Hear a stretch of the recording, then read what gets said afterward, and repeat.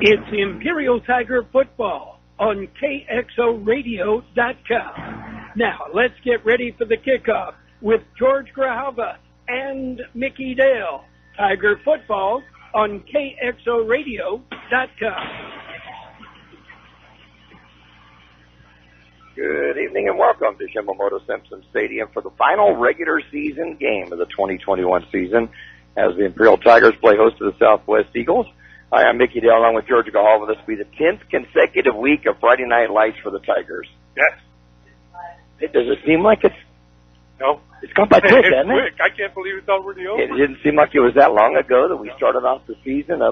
We were up at West Hills for that. We had to trip up to Monte Vista to start a 5-game away road trip. And then we came back last week for homecoming, and now it's senior night. And the regular season's over after tonight. Hard to believe. It really is. It's just the season went by really, really quick. Also tonight is the 12th annual Johnny Romero Fireman's Helmet Game. Johnny had been a key coach for both the Tigers and the Eagles before his sudden passing over a decade ago. Tonight's game will be played in his honor. And we noticed when we came out, George, both teams will be in home uniforms. You picked that out. I can't believe that. I don't remember the last time that I went to a game, a high school game, where both teams were in home uniforms. Yeah, bright colors. Right. So Southwest will be in all purple tonight with gold helmets, and the Tigers in all red with their white numbers. So it's going to be a cool little contrast that we'll see as both teams in their home uniforms. The Tigers have won 12 of the last 14 games against the Eagles, including the last 3 in a row, most recently a 43-14 victory at Southwest last year in the abbreviated 2020 season that occurred during the spring. The Eagles come into tonight with a 2-7 overall record and 0-3 in Imperial Valley League play. Imperial is 5-4 overall, and they won their first IVL game last week, scoring a narrow 14-8 win over the inspired Calexico Bulldogs. I'll tell you, the Bulldogs came out to win last week. They impressed me. I thought this team speed they had shocked me. Yeah, they really did. And, it's like we were talking about, and I was talking to head coach David Shaw last week after the game, and it's like, the opposing team's season is made if they can beat you. And I think that's what Calexico was looking at last week, and that's what Southwest will be looking for tonight, is to try to come up with a win against Imperial, which would make their season. Yes, it would. There's no question about it, because the Tigers have dominated this series, winning the last 12 of 14 in the last 3 in a row. Pablo Moreno scooped up a fumble and sprinted 62 yards for a touchdown last week in the second quarter, giving the Tigers a very narrow 7-0 halftime lead. And then a beautiful 36-yard slant from Reese Vendiola to Dominic Suarez completed the scoring for Imperial. You couldn't have drawn that up more perfect than what they executed, right? And we were right in line with it. Exactly. You could see the slant to the inside. You could see the pass. It was right in the middle of his numbers, and then sprinted the rest of the way. It was beautiful. We got to see Dominic's speed. Right, exactly. And he showed a lot of speed on that. And earlier, Pablo Moreno scooping up the fumble and going 62 yards. He was on his horse getting that, too. So it's something we really haven't seen, that break-open speed of either one of those players, and it was really cool to see that last week. For Imperial's freshman quarterback, Vendiola completed 9 of 12 passes for 114 yards and the touchdown. That was his second of the season. C.J. Tiernan took a handoff and launched a 49-yard halfback pass to Jesse Nichols to excite the homecoming crowd. Went down to the 2-yard line. We haven't seen that play this year. No, I don't think so. I don't remember it. Yeah. So that's kind of another little wrinkle.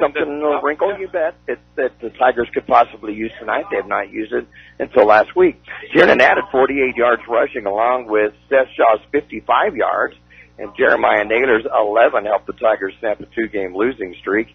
Shaw and Victor Valenzuela picked out passes for the Tigers, leading a defense that also recorded 7 sacks in the game. That's always nice to see with us seeing those sacks. Yeah. We'll take a look at the Eagles as our pregame show continues in just a moment. Priority registration for Imperial Valley College Winter and Spring 2022 intersession begins November 8th. We are providing an amazing opportunity for students to attend Imperial Valley College for free. All you need to do is apply to IVC if you haven't in the last 2 semesters, apply for financial aid, and register for classes. In addition, if you plan on attending IVC full-time, you will receive $800 to assist in the cost of educational-related expenses. If you're attending part-time, you will receive $250. Research the classes you want to take next. 2022 winter schedule is now available. Winter session begins January 3rd. Spring session begins February 14th. When it comes to great Mexican food, El Zarape restaurant in Imperial should be number one because they do it right. From special quesadillas to 17 different burritos, not including 8 different breakfast burritos. Yeah, they have one you will love. The food is great, the service even better. Breakfast, lunch, and dinner at El Zarape, still offering curbside service. Call 760-355-4435. El Zarape Restaurant in Imperial. The Imperial Tiger Football Association was started years ago to help the football team with much-needed equipment and sending the players to special training. Now, through their fundraising efforts from the past and now, the Imperial Tiger Association is proud of what they have accomplished and what they will continue to do in the future. They're always looking for new members. You can call Victor at 760-960-6317. That's 960-6317 if you're interested in helping out. Go Tigers! We're in Imperial, the Tigers and the Southwest Eagles getting ready to take on each other in home uniforms in Imperial in the final game of the regular season and of Imperial Valley League play. The Eagles come into the game with a 2-7 overall record, posting a 28-27 victory over Vincent Memorial and a 48-6 crushing of the Copa Kings. Remember, Copa was really, really good back in the day. They were a powerhouse. They were. Yuma and Copa had really good teams, and I remember they played in the old Desert Valley League back when we were in school, and those games against Brownies and Centro between those 4 teams were always battles. Good games. Yeah. Always. And it's just too many schools there now. Yeah, there is. When you look at Copa, and you look at Yuma, and you've got Cipolla, and you've got Gila Ridge, and you have Yuma Catholic, and yes, all of a sudden it's spreading the wealth out, as opposed to just the 2 teams. That's what happened to Indio, too, because Indio and Palm Springs were always powerhouses. Right. And when Palm Desert, La Quinta, and Cat City came around. Right. It just spread everything out. They just keep adding schools, too. Desert Mirage High School now, and Shadow Hills, all these new schools that are coming out. The Eagles also had a narrow 36-29 opening game loss to Holville, and Calexico edged the Eagles 25-15 in IVL play. So, although they had a 2-7 record, 2 impressive wins, 2 games that are really close to being victories. They could easily be 4-6 coming into tonight. Logan Youngers is the quarterback in the Southwest offense. If you remember the name Youngers, you may remember his brother Cameron, who engineered the Eagles during their 14-1 2017 championship season. Cameron has thrown a dozen touchdown passes this season. His chief targets are Nate Smith Jr., who has 26 catches and 4 touchdown receptions, Derek Mankin with 24 receptions and a score, and a Steven McDonough, who has caught 19 passes and a touchdown reception. He will also be carrying the ball the majority of the time. McDonough, he's the tailback. He's rushed for 653 yards and has scored 5 touchdowns on the ground, has 2 100-yard games this season for the Eagles on offense. 1 game complete in the Valley this weekend so far, and that was played last night up in Calipatria as Holville retained possession of the Axe with a 43-0 shutout of Calipatria last night. The Vikings finished their regular season with a record of 8-2 and a 3-1 Desert League mark. The Hornets will wind up 2-8 on the season and 0-4 in league play. Now the Vikings could get a share of the title if Palo Verde were to lose tonight to Mount Empire. Palo Verde is 3-0. They would end up 3-1 and Holville 3-1, but I think the tiebreaker would be head-to-head and Palo Verde would get the nod on that. I want to welcome Lee Elder, who has checked in with us in Talmadge, Ohio. Temperature 48 degrees. Oh, keep it that way, please. Lee, it's 75 here, and it's really nice. George is in shorts. Yeah, I'm in shorts. We turned the air on this afternoon. Exactly. Hey, you know who else is listening, George, right now? And he's listening in from Ozark, Missouri. Bill Peets. Exactly. Now, did you know that Bill's nephew is the quarterback at Mater Dei of Santa Ana, the number 1 team in the country? Did not know that. Isn't that amazing? Elijah Smith is his name, and he is the nephew of Bill, plays for Mater Dei, the number 1 team in the country right now, and he is just playing outstanding ball.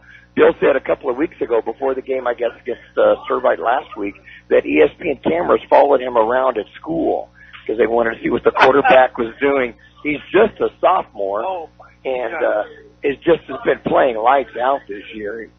I want to say and I'll have to look it up when we get to the commercial break, but something like 22 touchdowns and 3 interceptions and throwing at like 76% completion rate. Ooh. Unreal. So anyway, very cool on that. So for you Imperial alums, if you're watching modern day high school in Los Angeles from Santa Ana, to be more specific, the number 1 team in the entire country, the quarterback is Bill Teeth's nephew, and he's just a sophomore. Wow. Very, very cool. So, Bill and Annette, thanks for listening in from Ozark, Missouri tonight with us, as the Tigers will take on the Southwest Eagles, and we'll continue with our pregame show in just a moment. Aiton Express in Imperial is your one-stop convenience store with full-service car wash, gas, and diesel. It's the place for all your snacks, cold drinks, and ice-cold beer. And if you're throwing a party, kegs, wine, and champagne. Everything you need at one convenient location. While you're there, get your vehicle washed and save $1 with 8 gallons of gas or diesel and get the 10th car wash free. Yes, Aiton Express is your one-stop convenience store at the corner of Highway 86 and Aiton Road in Imperial. We all love an expert. We've got a roof expert, a plumber, a great mechanic, the list goes on. Imperial Valley Allstate agent Julie Oliver is your local insurance expert that knows the community. You'll get advice that you can trust to help you select coverage that's best for you. So whether it's protection for your car, home, boat, motorcycle, or more, Julie is here to help. Call your local Allstate agent Julie Oliver today at 760-353-5800. That's 353-5800. Julie says, please stay safe and healthy. You are in good hands. Subject to terms, conditions, and availability. Start the day off right by having breakfast at the Broken Yolk Café. Once again, voted best breakfast in Imperial Valley by you, our customer. Thank you. Now remember, Broken Yolk strives every day to bring you great service and great food. Still preparing everything fresh daily. Open for breakfast and lunch 7 days a week from 7 a.m. till 2 p.m. Log on to Broken Yolk Café and join the club or order your meal online. Broken Yolk Café on North Imperial Avenue in El Centro.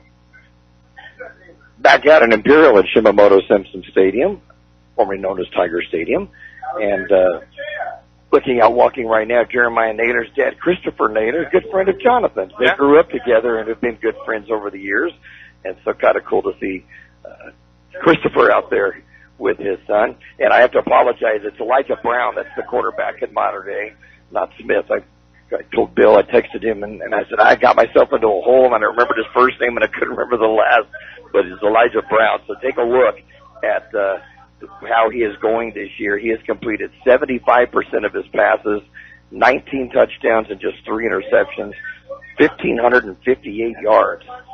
And they are unbeaten and the number 1 team in the entire nation.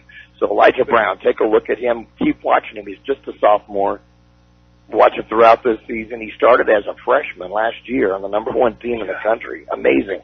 But now as a sophomore, just lights out, and we're going to see him next year do really well, I know, and as well as the senior year. And it's just terrific to know that we have some connections by way of that. So thanks, Bill, for correcting me on that. And Bill says what's also neat, he's a really nice young man as well. And so that makes it all the better on top of it. So so Elijah Brown, keep looking. Look for that name. If you see anything, make sure to read about it. Mickey Dale with George Grijalva here in Imperial. Tigers hosting the Eagles. It's senior night, and that's why we mentioned Christopher Naylor walking with his son Jeremiah, one of the running backs. And Jeremiah, man, you talk about someone playing lights out on defense as well as offense last week. Has really been playing well, carrying the ball this year. Hadn't carried the ball until this season, mostly playing on the defensive line and the offensive line. But man, on the defensive line, he's just been going nuts lately. Really playing good ball. All league last year on the D line, and then we see him at running back this year. We said there was a big game going on south of here. I'm trying to think of what it is. Oh yeah, the Bell game, where the Central Spartans will be playing host to the Brawley Wildcats. So it's the bragging rights for the Bell. The winner gets the Imperial Valley League Championship because both are 3-0. And so there's a lot of riding on the game just south of here at Cal Jones Field and El Centro. Did you see the traffic coming from Brownies? No, I didn't. Imagine. I can only imagine. They started selling reserved seats and stuff at the first of the week at both schools. And they're going to keep it so that the visitors will come into the visitor side on the north side, and the home team will come in from the south side. So you buy tickets to stay on that side of the field, which is going to be good, and smart, and keep everybody separated. Both teams, like I said, are 3-0 in Imperial Valley League play. Tonight's winner will take home the league championship along with the bragging rights of the bell. The defending IVL champion Spartans are 5-4 overall, but they played a very tough season schedule this year. While the Wildcats are 7-2, they played a tough season as well, tough schedule, riding a 7-game win streak for the Wildcats. We'll keep tabs on that game as well as the others tonight, so sit back and enjoy the evening with us. Calexico and Vincent Memorial, they square off in the border city for bragging rights in Calexico. That will be interesting. The Bulldogs are 4-5 on the season, while the Scots are 5-4. And after watching that Bulldog team last week, that's going to be a good game. That's going to be a good game. You're right. And I think maybe they got some confidence amongst themselves to see how they can move the ball against a team like Imperial. Yeah. That things may get interesting down at Calexico tonight. So we'll keep tabs on that one as well. The other Desert League game tonight has Palo Verde hosting Mountain Empire, and Palo Verde has just been fantastic this year. They're 7-2 on the season. 3-0 in Desert League play, so with a win tonight, they'll be and they go up the hill. Is it? I thought it was in Palo Verde tonight. No, I think. Okay, we'll look it up and see, but they're going to be playing, so we'll try to keep tabs on that one as well. The Yellow Jackets are the top-ranked team in Division 5, and they've really been playing good ball this year. So stay with us throughout the night as we'll keep you abreast on how the other games are coming along, as well as the one we watch here in Imperial, as the Tigers will play host to the Southwest Eagles. And man, you look at senior night, and they go from goal line to goal line with their parents. Look at that. The band all the way. Cheerleaders and band members yeah, also. They've done that, and that's kind of cool. I have the senior cheerleaders, the senior band members, the senior football players all come out and are announced here at Chevrolet Simpson Stadium on senior night. So the Pride of Imperial band getting ready to strike up the band to the north side of the stadium.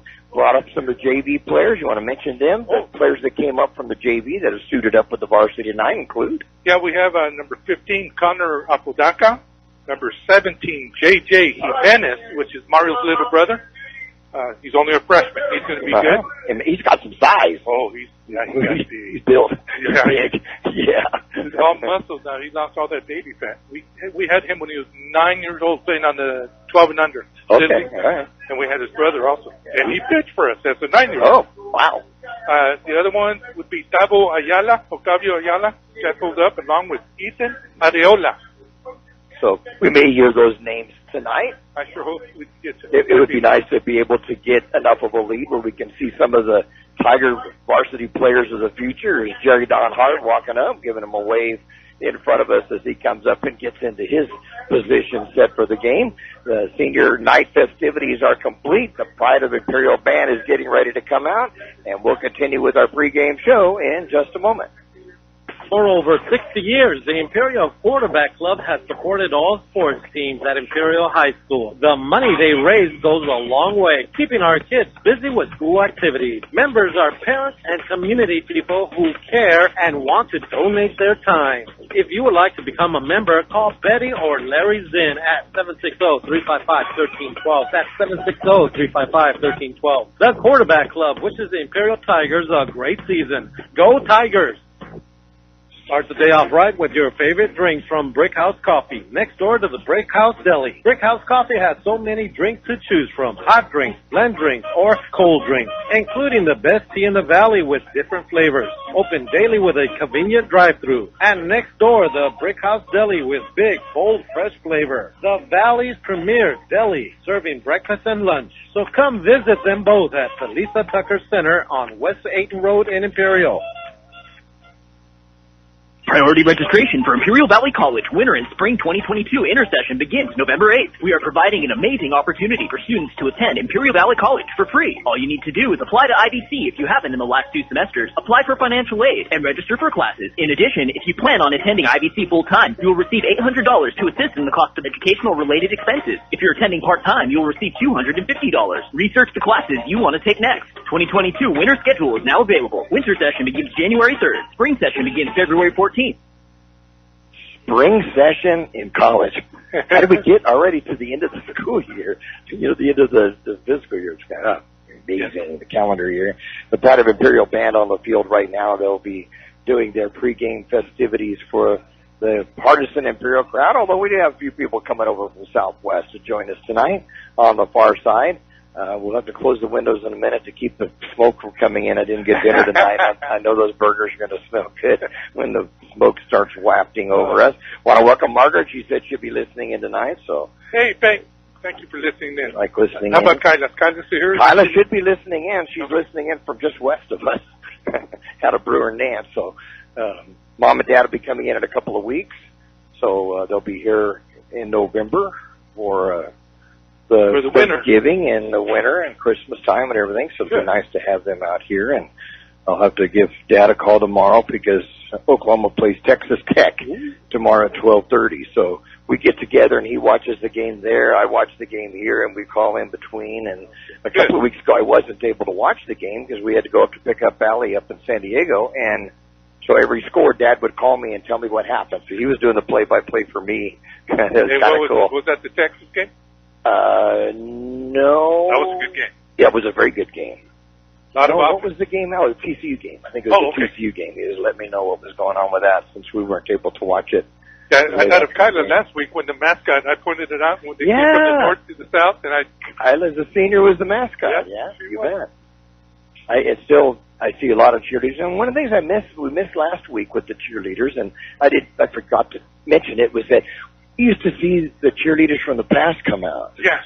I didn't see that last week. Yeah. And I always thought that was kind of cool. Andrew Hendricks' mother, Gina, wanted to come out, and he said, no way. He cannot do it.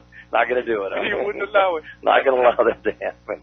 But that was always cool. And I think seeing the ladies, of course, but also seeing the uniforms change. I always thought that was kind of cool as well. Yeah, Elsa used to come do it. My sister Elsa used to come and do that. Cool. And Alan Folks had put down, he lives back in North Carolina, of course, and on the post we had on Facebook, on the Imperial California Memories page, of it being homecoming night, he wanted to let us know that his sister was the homecoming queen at Imperial High School, and then homecoming queen at IVC, and was homecoming queen at San Diego State. So is anybody else won the trifecta like that? I don't think so, but she did, and that's kind of cool to think she's coming from Imperial and do so well. Yeah. No, I see her post every once in a while. Yeah. So it's always good to hear from Alan and see how he's doing. He said that when Royce got picked up by the Carolina Panthers, he said, well, it's a good chance for you and Peg to come back for spring training, stay with us, and we'll watch the football. I said, well, we might do that. That'd be kind of fun. So you can hear the band maybe in the background as the Imperial Tigers, Pride of Imperial band is playing out. We'll open the windows up a little bit for some of you who may remember some of the songs played, and you'll hear on you Tigers as the football team runs from underneath the grandstands and runs out onto the football field in just a few moments. And then one of the neat things, and I was telling that to somebody the other day, and I don't remember who, may have been Kyla, that they play the alma mater at the end of the night. Yeah. And I just think that is so cool. That's something that the bands did when we were going to high school, and then we didn't have it for a long while, and now they're doing it again, and the players come over and the cheerleaders come over onto the track right in front of the band, which is on the north side of the home side of the stadium, and listen to the alma mater. I think that's really cool. Yeah, I like seeing that. When I was when I couldn't call those first two games when I was sick, I was on the canal. I didn't know what all the kids were going through. Why are they rushing over here? What's going on? And then I heard it playing it. That's awesome. It reminds you immediately, and it brings you back into high school, doesn't it, to hear our alma mater like that.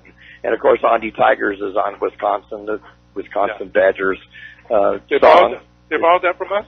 They got that from us, yeah. It was just a few years after we started playing football here. Wisconsin thought, that's a pretty good sounding one. And then they go on, and Disney used it, part of it in Robin Hood cartoon. You hear part of Ondy Tigers in it. It's not on Wisconsin, of course. It's Ondy Tigers. And even the Centro, they picked up on our Ondy Tigers. They changed it to say something with Central in it, but it's our song. No, that is. That's just the way it is. That's the only time I heard it. That's the way it is. We have kickoff coming up in just a little bit, so stay with us. We'll be right back. When it comes to great Mexican food, El Zarape Restaurant in Imperial should be number one because they do it right. From special quesadillas to 17 different burritos, not including 8 different breakfast burritos. Yeah, they have one you will love. The food is great, the service even better. Breakfast, lunch, and dinner at El Zarape, still offering curbside service. Call 760-355-4435. El Zarape Restaurant in Imperial. The Imperial Tiger Football Association was started years ago to help the football team with much-needed equipment and sending the players to special training. Now, through their fundraising efforts from the past and now, the Imperial Tiger Association is proud of what they have accomplished and what they will continue to do in the future. They're always looking for new members. You can call Victor at 760-960-6317. That's 960-6317 if you're interested in helping out. Go Tigers! 8 Express in Imperial is your one-stop convenience store with full-service car wash, gas, and diesel. It's the place for all your snacks, cold drinks, and ice-cold beer. And if you're throwing a party, kegs, wine, and champagne. Everything you need at one convenient location. While you're there, get your vehicle washed and save $1 with 8 gallons of gas or diesel and get the 10th car wash free. Yes, 8 Express is your one-stop convenience store at the corner of Highway 86 and 8 Road in Imperial. We're here in Imperial. The Tigers and the Southwest Eagles getting ready to kick off. And the Tigers coming out onto the field now. Jeremiah Naylor bringing out the American flag and leading the team in the Pride of Imperial Band with On Wisconsin.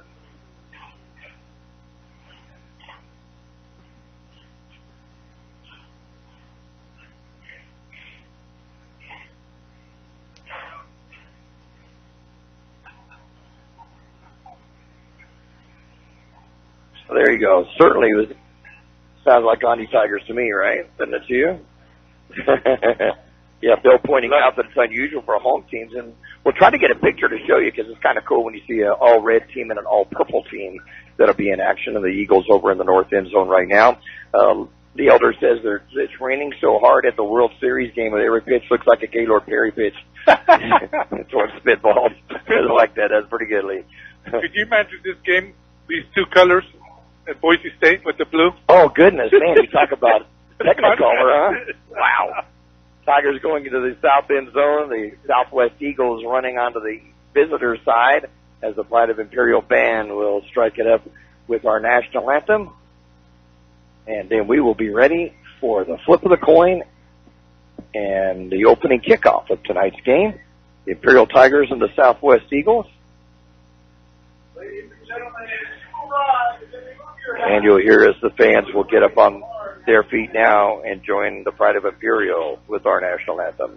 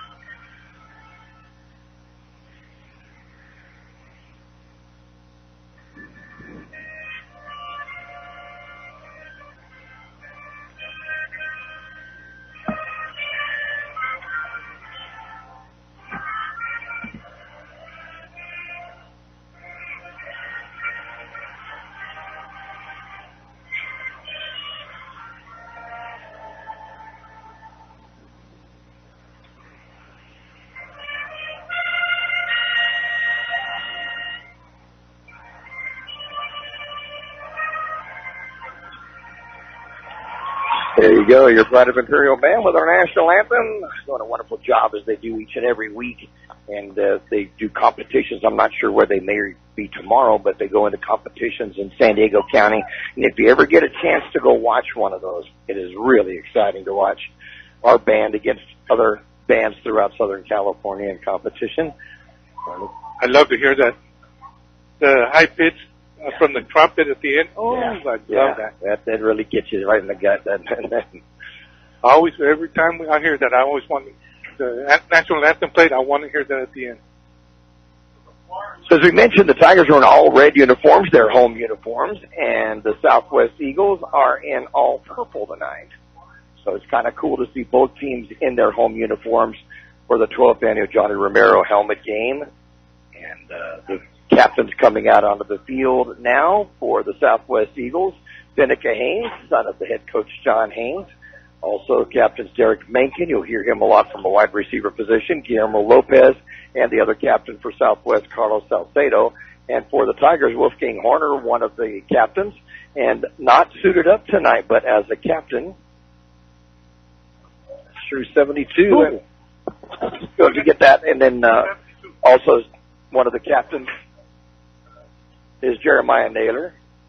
And we've got a change in numbers on number 11 also.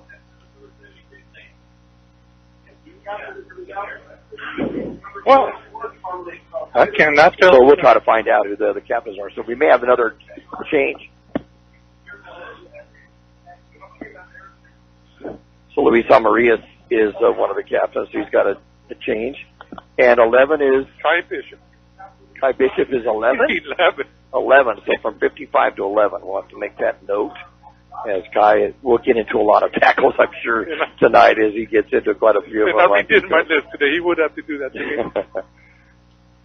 So the captain's in the middle of the field now, getting ready for the flip of the coin. Final regular season game. We will find out probably tomorrow afternoon what the chances are of the Tigers going into post-game play. Tigers come into this game with a record of 5-4. Southwest with a 2-7 record. The Tigers ranked number 9 in Division III, and the Southwest Eagles are ranked, and they're in Division 4 and ranked number 13 in Division 4. So they're kind of on the bubble of making the playoffs. The Tigers with a victory tonight should make the playoffs. We just don't know whether that will be a home game or a visiting game. Again, they're on the bubble for a possible home game. So yeah. And you mentioned that if we stayed where we're at tonight, we would play number 8, which was Santana. Santana, right? The Sultan. So that would, and it would be in Santee if that were the case, if everything stays the same. Yeah. Right. So, but we'll find out tomorrow afternoon, and then we'll put it down on the Imperial California Memory site as soon as we find out where we may be next Friday night. We will cover the game no matter where it will be at on KXORadio.com and also YouTube. We'll have it on YouTube. You know what would be nice? Texas. Texas, yeah. It would like Centro. Wouldn't that be a trip? Oh, that would be wow. That would be awesome for the kids. That it really would. What a great experience for the Central kids to be able to go back to El Paso a couple of years ago and play in a game of Texas football. We hear about Friday Night Lights and the book and the movie and everything else, and then to be actually go back there and see it for themselves, I think what a great opportunity for them and for the El Paso team, Del Valle, to come out here and see how California ball is played as well. Tigers will be kicking off. They'll be defending the north goal, so they'll be going right to left on your tablet or phone or computer. And kicking off for the Tigers to open this one up, Francisco Lopez. He's been kicking the shorter kicks the last few games for the Tigers. And deep to receive on the far side for Southwest will be Joseph Gomez. And on the near side, I suspect it's Esteban McDonough. I think it is. 22.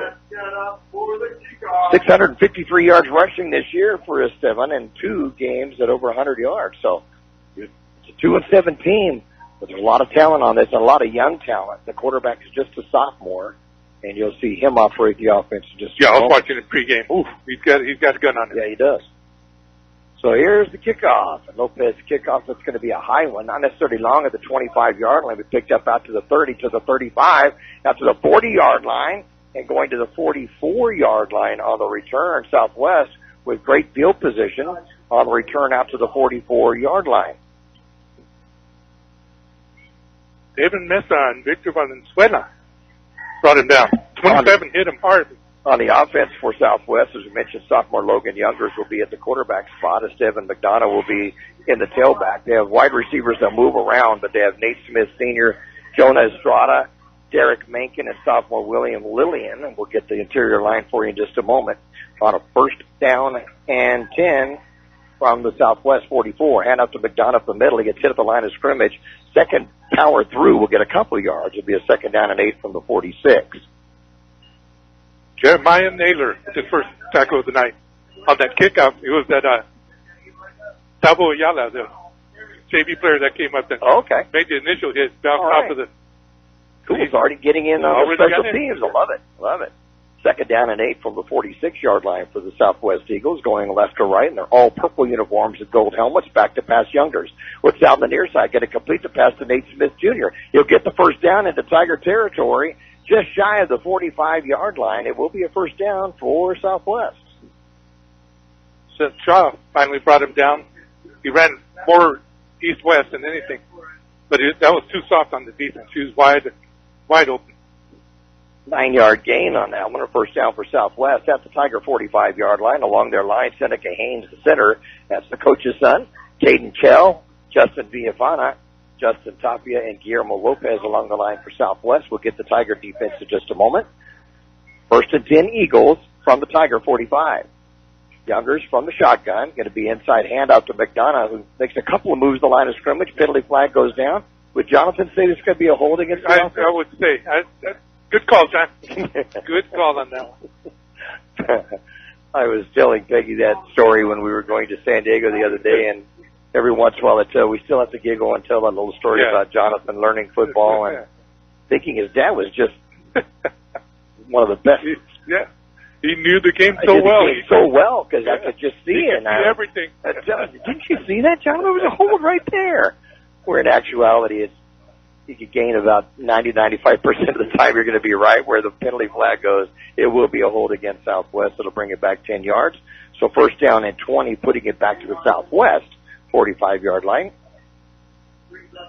Started out real nice as a misdirection. Yeah. And the hold was on the opposite side of where the ball went. Away from. Back to pass Youngers. Penalty flag goes down. Got to complete it to Macon in midfield. He'll dive and get the 10 yards back to the Tiger 46-yard line, but a penalty flag was down right at the beginning of the play. Maybe some illegal motion, perhaps, against Southwest. Yeah, it's very quick. Very quick. So we're looking to see what the call is going to be. And as we mentioned, it came out right at the beginning of the play. So may have had too many men in motion. No call. They're going to pick that one up. So it'll be a second down and 10 from the 46 or the 45 of Imperial. After the pass from Youngers to Mencken. Man, that's a big boy. 10 yards. Yeah, he's got some size. Seth Shaw came up and took his legs out from under him. Probably the best chance he had to get it down. Yeah, he's a big size difference there. At least a foot and 50 pounds. It's going to be actually about a 9-yard gain on that. They're going to bring it back to the 46-yard line of the Tigers. So a second down and 11 from the 46. Hand off to McDonough from middle. Tigers got to stack him up. He'll get a little forward progress getting across the 45 to the 44-yard line. But a third down and about 9 coming up at the Tiger 44. I like what Diego Valencia did. The play was already gone by him. He didn't give up, went after it, made the tackle from behind once he got slowed down. McDonough, 5'9" and 160, a senior running back. Had a couple of 100-yard games this season. Back to pass Younger. He's going to throw deep.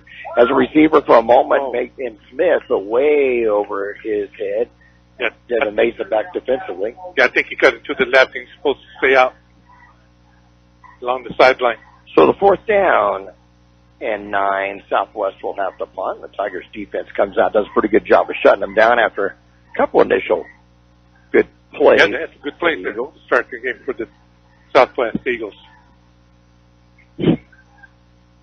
9:18 to go in the first quarter. No score here at Imperial, and the Tigers offense getting ready to get their chance. Can't get you a number. I think it's 15. I believe it's Aiden Salazar, and Seth Shaw will be deep to receive. He'll be standing at his own 15-yard line. Salazar's punt's going to angle away from Shaw to the far side. It's going to bounce, take a good Southwest roll. Shaw will pick it up at the 5. Back out to the 10 to the 15. Gets hit at the 18-yard line and driven out of bounds. And the Tigers will have the football first and 10. We'll see where he went out of bounds at. Let's see where they're going to mark it down at about the 18-yard line is where the Tigers will have the ball first and 10. And offensively, Reese Vendiola will be the quarterback for Imperial. C.J. Tiernan, one of the running backs. Seth Shaw, Jeremiah Nader. You'll hear all those names at running back spots now and again. Jesse Nichols at a wide receiver. Alejandro Perez. And all these tatas sitting down to the left of us over here. Also Francisco Lopez, Dominic Suarez, at wide receiver spots, and they're mixing it up a little bit as Mario Jimenez will get a starting nod on the near side. Awesome. So we'll see who the others may be coming in as Vindiola sets up with Naylor to his right side from the shotgun. Back to pass. Pump fake. Goes up the middle. Has a little bit of room to run. Gets out across the 20 to 25-yard line before tripped up and brought down at the 26-yard line. Yeah. Be a gain of 8. Second down and a couple coming up. Good reading there by Vindiola. Well, I was already looking to the sideline. He picked me out. I didn't know who had the ball, but Seneca. I just had it. Vindiola with 26 yards rushing on 6 carries this year gets 8 on that one on a first down. So second down and 2 for the Tigers from the 26. And off to Naylor up the middle, and Jeremiah will get the first down, crossing the 25-yard line out to about the 27 or 28. It appears to have the first down. They haven't called it 28. They haven't called it yet, but it sure looks like he's got it. Referee's looking down the line at it. Looking at it again down the line on the far side is where the sticks are. They're going to bring the chains out, and they're going to check on that one. And timeout on the field with 8:06 to go in the first quarter play. It's the Tigers 0 and the Eagles 0. We all love an expert. We've got a roof expert, a plumber, a great mechanic. The list goes on. Imperial Valley Allstate agent Julie Oliver is your local insurance expert that knows the community. You'll get advice that you can trust to help you select coverage that's best for you. So whether it's protection for your car, home, boat, motorcycle, or more, Julie is here to help. Call your local Allstate agent Julie Oliver today at 760-353-5800. That's 353-5800. Julie says, please stay safe and healthy. You are in good hands. Subject to terms, conditions, and availability. Tigers good to the first down. After a 28-yard line, Tiernan goes back into the quarterback. Be a direct wildcat up the middle. He's going to get nowhere. The Southwest interior line stops him after a 1-yard gain. It'll be a 2nd and 9 from the 29. 75. Number 75, Guillermo Lopez, 6'1", 285. Along the interior line for the Tigers, expected to be Diego Valencia, Wolfgang Horner on the left side, Jose Apodaca at center, Andres Castellum and Ethan Reeves on the right side of the offensive line. Second down and 9 from the Tiger 29. 3 wide receivers to the left side, 1 to the right. Tiernan stays in the quarterback. Seth Shaw will be behind and they'll be in the pistol. Tiernan fakes the handoff, got to carry it himself. Tries to get around the right side. He's going to be slowed up. Will get a little bit of yardage before getting driven out of bounds across the 30, around the 32-yard line. It'd be a gain of 3, but a third down and 6 coming up for the Tigers. Carlos Salcedo made the tackle for the Eagles. Almost looked like Tiernan wanted to hand it off to Shaw. I think something happened there. I think that was supposed to be a handoff. But he was on all threes. He went set. 3rd and 6 from the 32 for the Tigers, their initial drive of this ball game. No score, 6:30 remaining in the first quarter here in Imperial. Yeah, Vindiola back in QB. Vindiola, quarterback. Shaw behind him. Vindiola fakes the handoff, rolls out to the right, going to get stacked up and sacked down at the 25-yard line, and the Tigers will end up having to punt on this first drive. That does not look good. That didn't look good at all, did it? The running backs are setting up on 3-point stance, and that's the first time we've done that this year. Looks like their timing is off. Just a little bit, I kind of noticed that too. So the Tigers will have to punt. Ethan Gonzalez-Lopez will be punting deep to receive McDonough, and he's back at his own 42-yard line for the Eagles.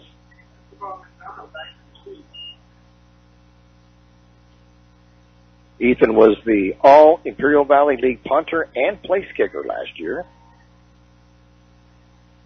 Gets the punt off, averaging 43 yards a punt this year. Takes Imperial roll inside the 35, still rolling down to the 33-yard line. Good. So good punt and a good roll for the Tigers, and the Southwest Eagles will have the ball 1st and 10, and they'll have the ball at their own 33-yard line.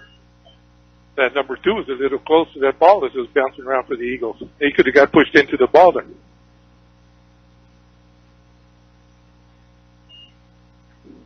So it looks like we got the same defense, the same linebackers.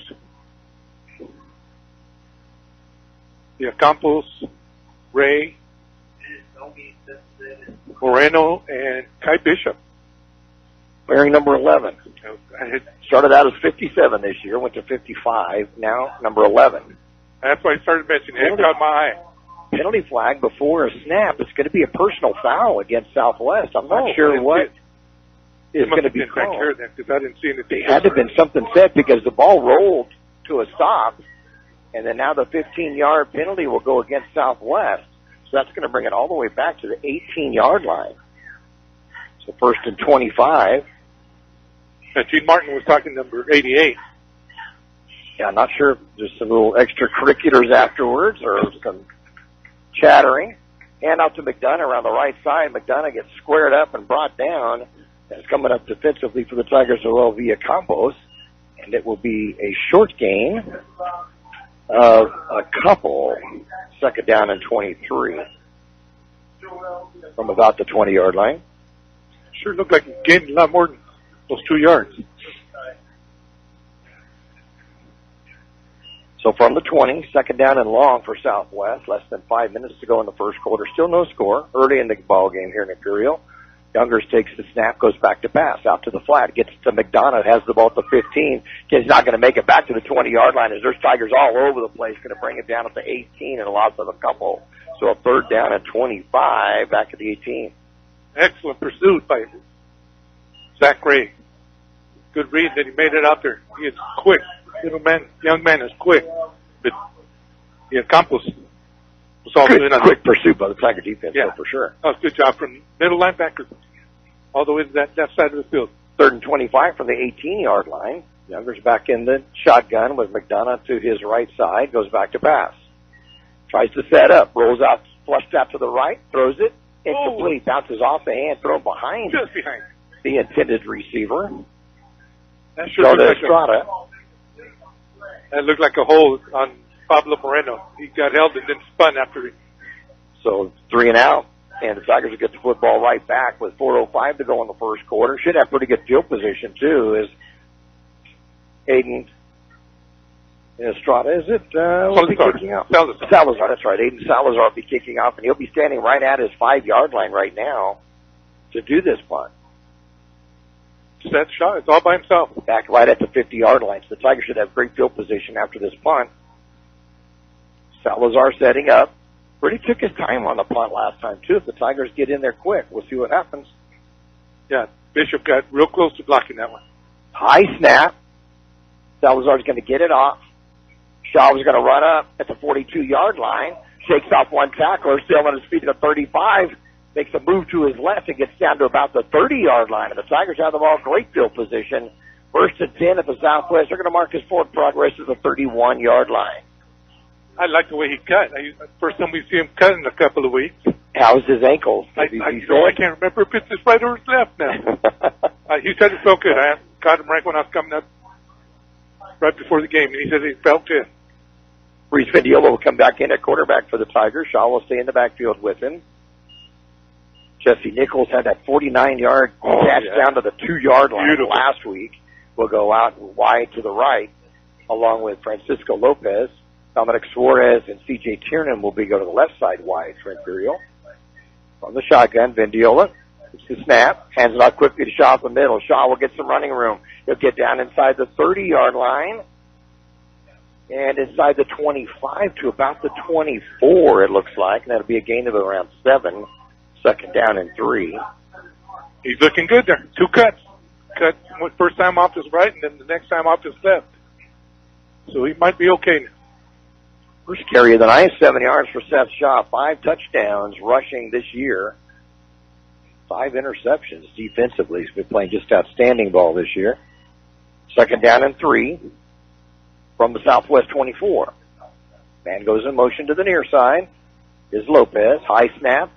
Vendiola brings it down. Gets it off quickly to Nichols, who's hit immediately, but will get the first down out to around the 15 or 16-yard line before being brought down immediately. First down for the Tigers, though, as they put the ball down to about the 18-yard line, it looks like. Yep, right about there. Gain of 6. Real close. Yes, at the 18. So first catch for Nichols tonight, good for 6 yards and a first down for the Tigers. Diola staying in the lineup at quarterback. And off to Shaw on the left side. Shaw gets stacked up over left tackle. You get a couple of yards out of it, but not much more than that. It'll be a second down and 8 around the 16-yard line. Yeah, those high snaps, it kills the Tigers. Yeah, it really does. You got to have the snaps in there. You have to bring the ball from up to down. Yeah, I wish the running backs would see that. They need to hold just for a hit. That's hairs longer. Trips left for the Tigers this time. Nichols the lone receiver to the right side. And I'll begin to shot the middle, kind of wigwags his way for a little bit of yardage up the middle, but Southwest really shuts him down around the 14-yard line, a gain of a couple. So the Tigers now with a third down and 6 from the 14. Carlos Salcido brought him down for the Eagles. Tigers ready to go into a no-huddle offense with a third down and 6 from the 14 of the Southwest Eagles.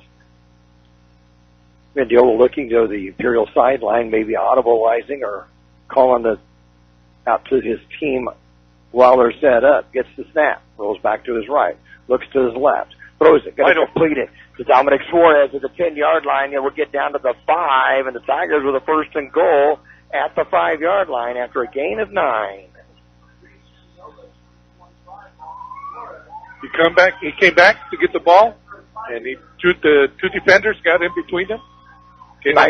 Nice bullet of a pass, too, after looking to the right and throwing back to the left. It was right on the money. And I was watching for Nichols out to the right. That's who I thought he was going to. First and goal for the Tigers. Just outside the 5-yard line. And off to Shaw up the middle. Shaw dives to the end zone. Touchdown, Tigers. 6-yard run for the touchdown for Seth Shaw, his 6th touchdown of the season. And with 1:02 to go in the first quarter play, the Tigers lead at 6-0. That was a good-looking drive right there. We had it all. A couple of good passes by Mendiola. Good runs by Seth Shaw. Set up that touchdown drive. Ethan Gonzalez-Lopez will set up for the extra point attempt. Tiernan on the hole. The ball is down. The kick is up, and it is good. With 1:02 to go in the first quarter play, now the Tigers 7 and the Eagles 0. Start the day off right by having breakfast at the Broken Yolk Café. Once again, voted best breakfast in Imperial Valley by you, our customer. Thank you. Now remember, Broken Yolk strives every day to bring you great service and great food. Still preparing everything fresh daily. Open for breakfast and lunch 7 days a week from 7 a.m. till 2 p.m. Log on to Broken Yolk Café and join the club or order your meal online. Broken Yolk Café on North Imperial Avenue in El Centro. Scoring drive for the Tigers on a short field, remember, after the punt. 50. And return was at the 31-yard line. So 6-play, 31-yard drive capped by the 6-yard touchdown run by Seth Shaw. Took only 2 minutes and 58 seconds off the clock. And with the extra point by Gonzalez-Lopez, Tigers leading at 7-0 with 1:02 to go in the first quarter here in Imperial. Once again, Francisco Lopez will be kicking off for the Tigers. I'd like to see it a little bit deeper, though, George. This is going to go deeper, and Lopez will kick it down to the 20. It'll bounce to the 15-yard line, picked up by McDonough there. Gets out across the 20 to near the 25-yard line before getting ran out of bounds. Penalty flags all over. And now some pushing and shoving on the Imperial sideline. And I think this is going to be a late hit against Imperial. Although McDonough with a headbutt there, I didn't like the looks of that at the end of that. They got to penalize that. But right. So it's something that you don't want to let things get away. That would have been at the 26-yard line. If it does go against Imperial, brings them out to the 41. A big difference. Well, Tiger will make the first hit, and then 17. Personal foul, Tigers, yep. So that personal foul is going to bring the ball all the way out to the 41-yard line or so. Oh, J.J. Jimenez. That's who 17 is. Couldn't figure out who number 17 was.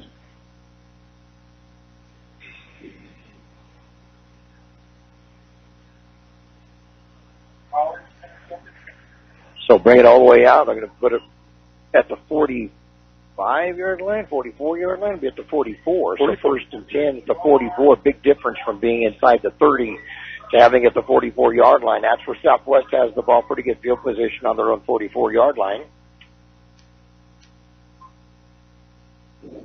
So if it was a late hit, I mean, I understand that, but then for him to come back and headbutt? Right, and if it was calling that penalty flag goes down, it's going to be an illegal motion against the Eagles, as they had a couple of players moving at the same time. That 5-yard penalty might get a first down at 15 and bring it back to the 39. But go ahead, what you're saying? Yeah, no, they should have penalized him for doing that. Yeah, and that was right in front of the refs after the play was done. And you could see the headbutt. Yeah. It was the headbutt to the helmet of an Imperial player. You just don't want to see that kind of stuff. Little Tiger Ochoa. So first down at 15, back now at the Southwest 39-yard line. 2 wide receivers to the right side, 1 to the left. McDonough in the backfield for the Eagles. To the left side of Youngers at quarterback. Fake the handoff, back to pass. Pump fake, rolls out from the left, now turns courses to the right. Tries to make a move at the 40-yard line, tiptoes along the sideline, is going to be ran out of bounds at the at the 47-yard line of the Eagles. That'll be a gain of 8 yards on the play, so second down and 7 coming up. That's a good job by Youngers to get to the outside and gain what he did. That was excellent defense by the Tiger defensive backs. Had everything covered. Just some good speed on that with that 8-yard gain. He has 152 yards on 28 carries this year, but no touchdowns running. Kind of interesting from the quarterback spot, yeah. No, he had Naylor behind him. I'm sure he was running hard, too. Second and 7, handed up to McDonough on the left side. McDonough's going to be brought down from behind. There you go. Kai Bishop comes up with a tackle. It'll be a loss of 3, so third and 10 back at the 44-yard line.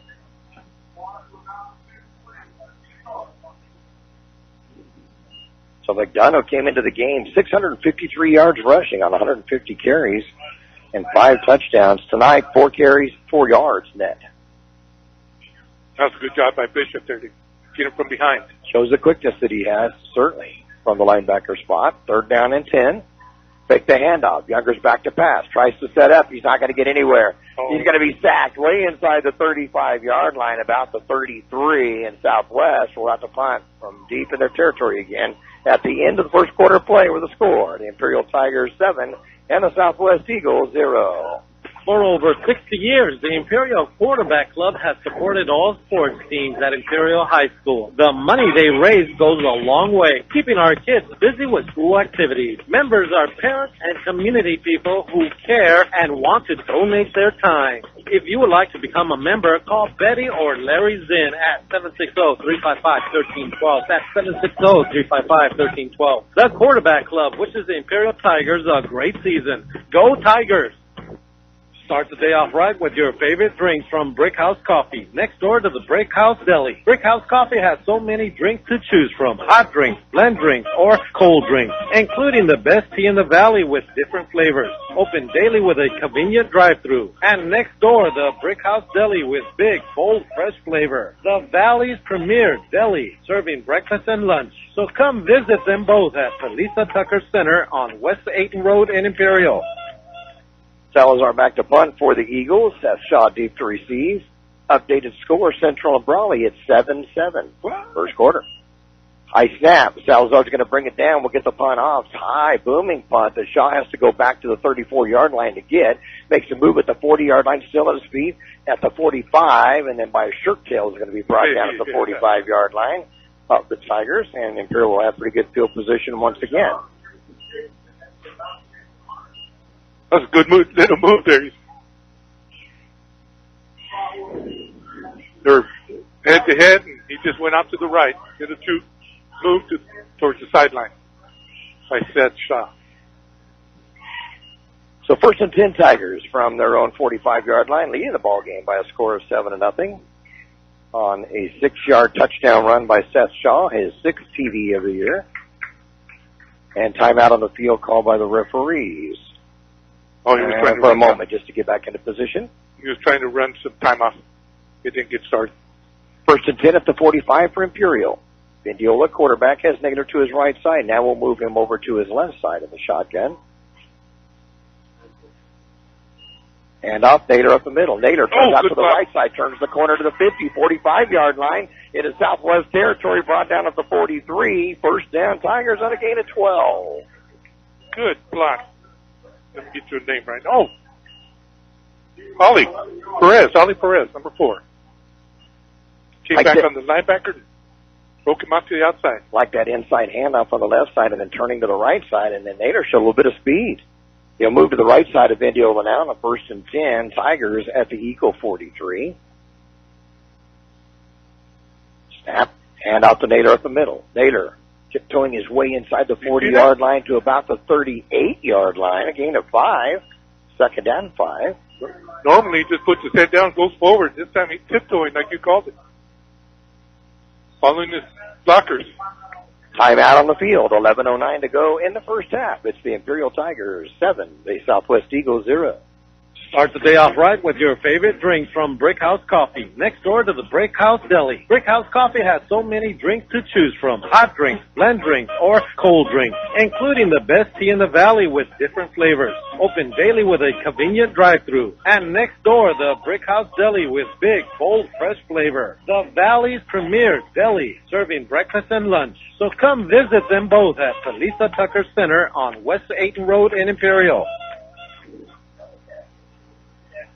Get some updated scores for you. As we mentioned, Brawley and Central are 7-7 now in the second quarter of play at Cal Jones Field, just south of us in El Centro in the Bell game. So we suspected that was going to be a close battle. Right now, that's what it is, 7-7. I knew it would be. Yep. There was so much traffic, like I was telling you earlier, coming through Imperial. That was crazy. Build as they will come. Looked like that kind of a string, huh? 2nd down. And a short 5 from the 38 for Imperial. Vendiola remains at quarterback. And it off to Nader over left tackle. Jeremiah will get the first down, and not quite first down. He actually gets stopped at the 35. He'll be a yard short. So a 3rd down and a yard from the 35. He turned him around. Seneca Haynes, 6'1", 280. I almost thought it was a face mask the way he was able to turn Nader. Yeah, as big as Jeremiah is, yeah. Kind of surprising. He's turned around. He's 5'10" and 190 and stout, but he gets a yard short. 3rd and 1 from the Southwest 35-yard line. Nader will move to the right side of Vendiola. 2 wide receivers each side of the field for the Tigers. Vendiola going to carry it himself. He'll get the first down following Nader. He'll get down inside the 30-yard line to the 29, a gain of 6 and a first down. That was CJ. Was it CJ? Yeah. Okay, I'm sorry about that. CJ snuck in there at quarterback. Where was Vendiola? Vendiola was in there, but CJ was at QB. Where did he go through, though? I didn't see.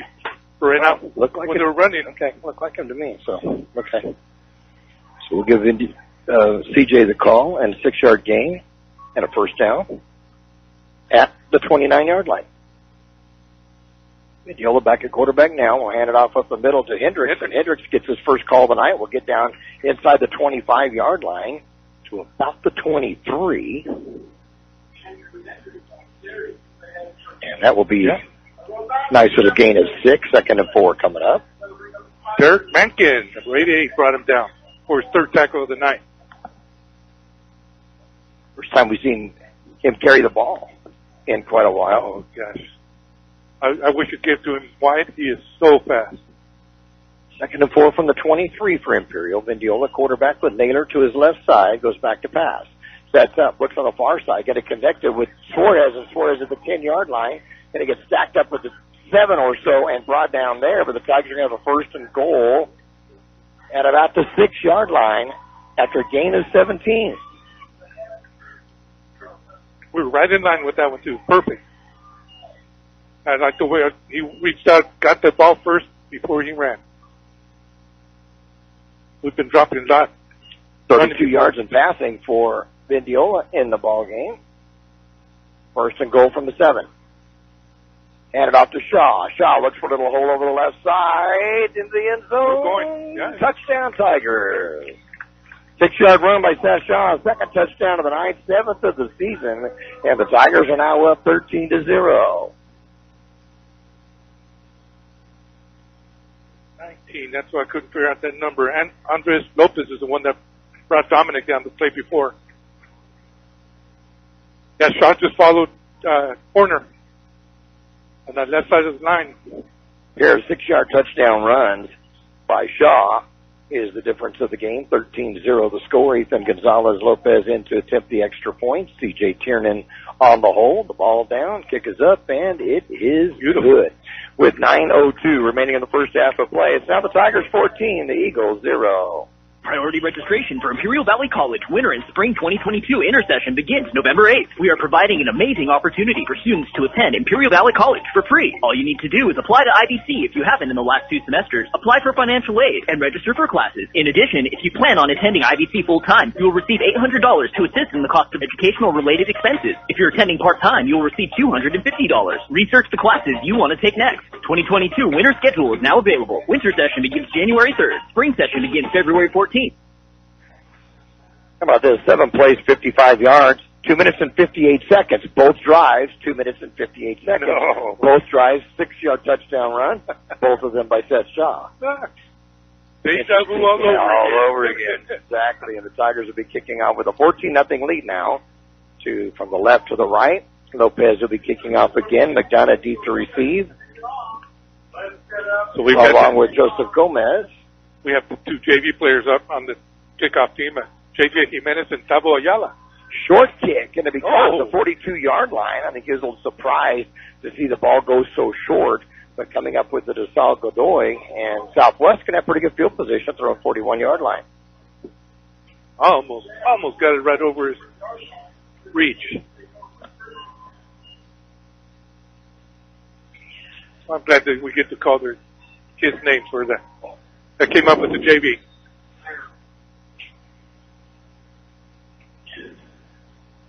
Looks like everything's still the same on Tiger defense. Younger's a quarterback. We'll have McDonough to the right side of him. Trips to the right. Gets the snap. Younger's back to pass. Going to have to be flushed out of the pocket. Going to find a hole up the middle. Gets to the 45. Will slide to the 46. Gain of 5 and a second of 5 coming up. He showed his speed right there. And able to see a little hole there, too. It wasn't much of a hole there, but he sure drilled it in there fast. Yeah, beautiful coverage again by the Tiger defense. He had nobody open. And the front line was closing in on him. Lillian will come wide to the left for Southwest. We'll have 2 wide receivers to the far side of the field. McDonough will step back behind Youngers. Man in motion, penalty flag over. We're going to see some movement again against Southwest. So take that 5 yards and take it right back away, make it a 2nd down and 10, and bring it back to the 41-yard line. What you see in a young team is mistakes like that, where you get the motion before there should be the snap, and that's the 5-yard penalty. We'll bring it back. 2nd down now and 10 from the 41-yard line of Southwest. Eagles trailing the Tigers 14-0. I just counted off earlier. They had 18 seniors. For Southwest. Southwest, okay. Younger's a sophomore quarterback. And it goes in motion to the far side. Handed up the middle to McDonough, who then goes out to the left. Bounces out to the 45 to the 50 to the Tiger 45-yard line before getting ran out of bounds at about the Tiger 42. That'll be good enough for a first down. First down for the Eagles. Victor Valenzuela pushed him out of bounds. But not till after he made the first down. 17-yard gain, longest by far of the night for McDonough, who now has 21 yards on 5 carries, and a 1st and 10 for the Eagles at the Tiger 42-yard line. Got that Nadler had him right at the line of scrimmage. Just got away from him. I think that is their farthest penetration of the night. Back to pass, Youngers. Throws it, almost picked off. The receiver never looked back. Joel Campos almost had that pick. Derek Mencken was the tight end, and the ball was thrown in his vicinity, but you're right. He never turned around. Back. No. So Youngers now has completed 3 of 6 passes for 16 yards of the game, and a 2nd down and 10 from the Tiger 42. You know who that Mencken reminds me of? We'll bring it up in a bit. Youngers fakes the handoff, rolls out to his right, looks downfield, passes it, has a receiver, completes it at the 30-yard line, driven out of bounds at about the 25, as coming up with the catch would be sophomore Jonah Estrada, and a 1st down for the Eagles. There was a breakdown in the defensive backfield. He was by himself out there.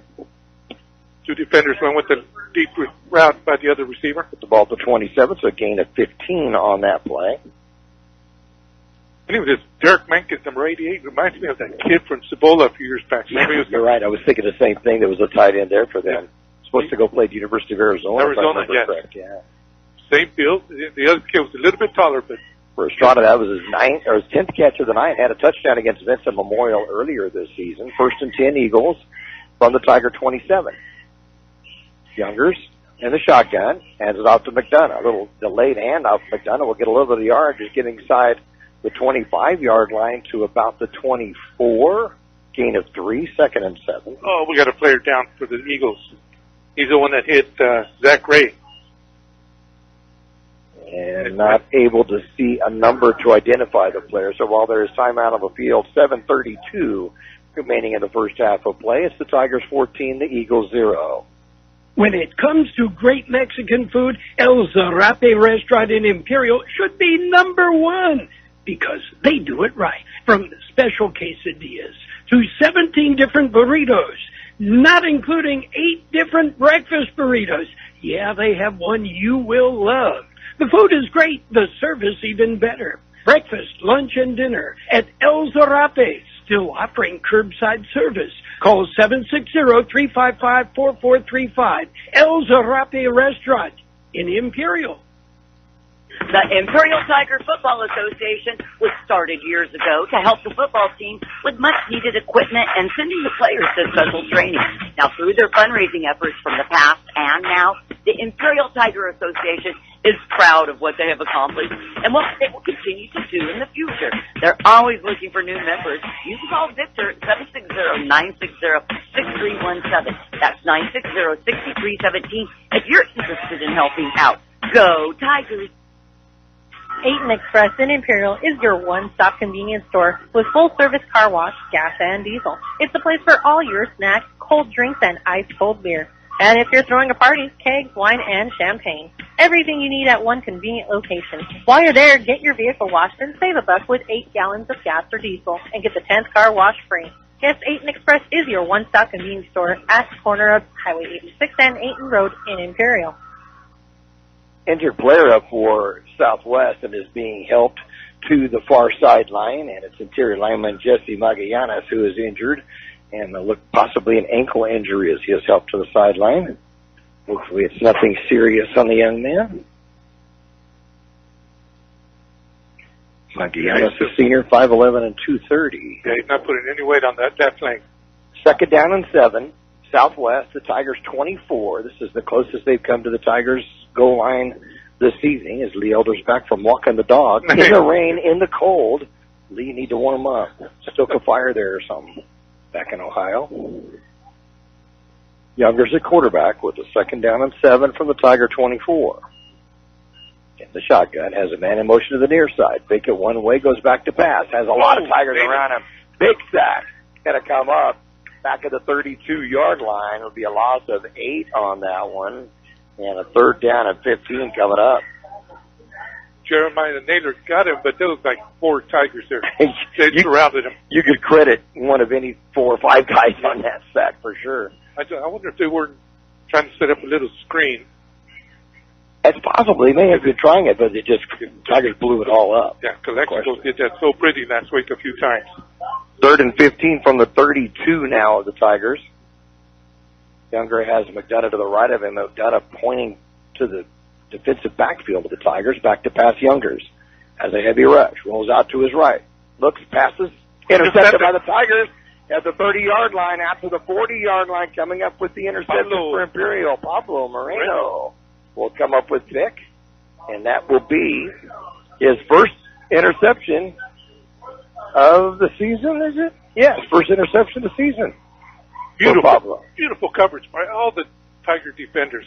The backfield.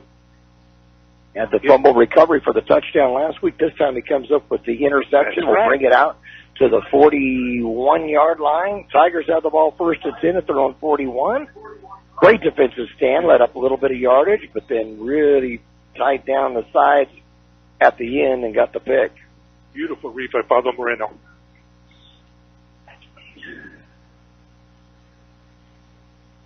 We just looked good on defense, except for that one blown coverage 2-3 plays ago.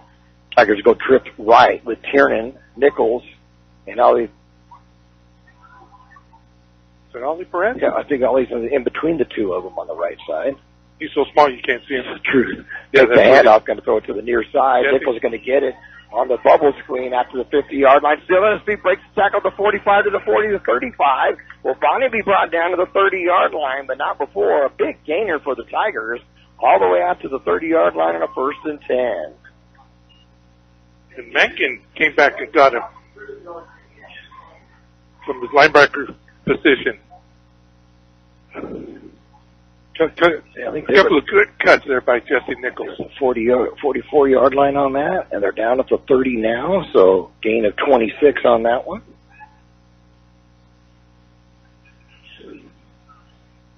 First and 10 Tigers from Southwest 30. Back to pass, complete to Vindiola. Will get it to the near side, and will be brought down fairly quickly around the 25-yard line. Mario Jimenez with the reception. Gets the catch, you're right. First one. That is his first one of the year. Really? First of the year. Oh. Be a 2nd and 4. They'll put the ball at the 24-yard line.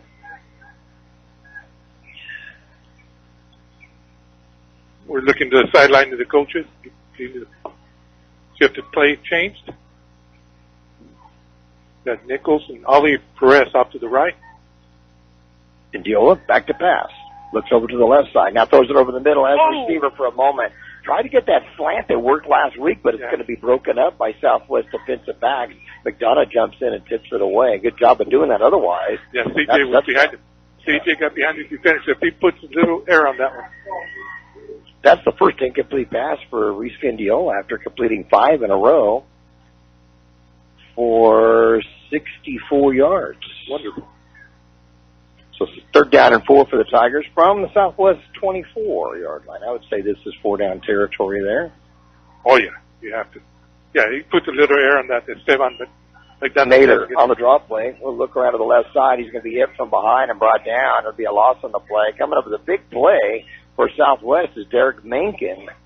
It's going both ways for the Eagles tonight. It'll be brought back to the 29 and a loss of 5.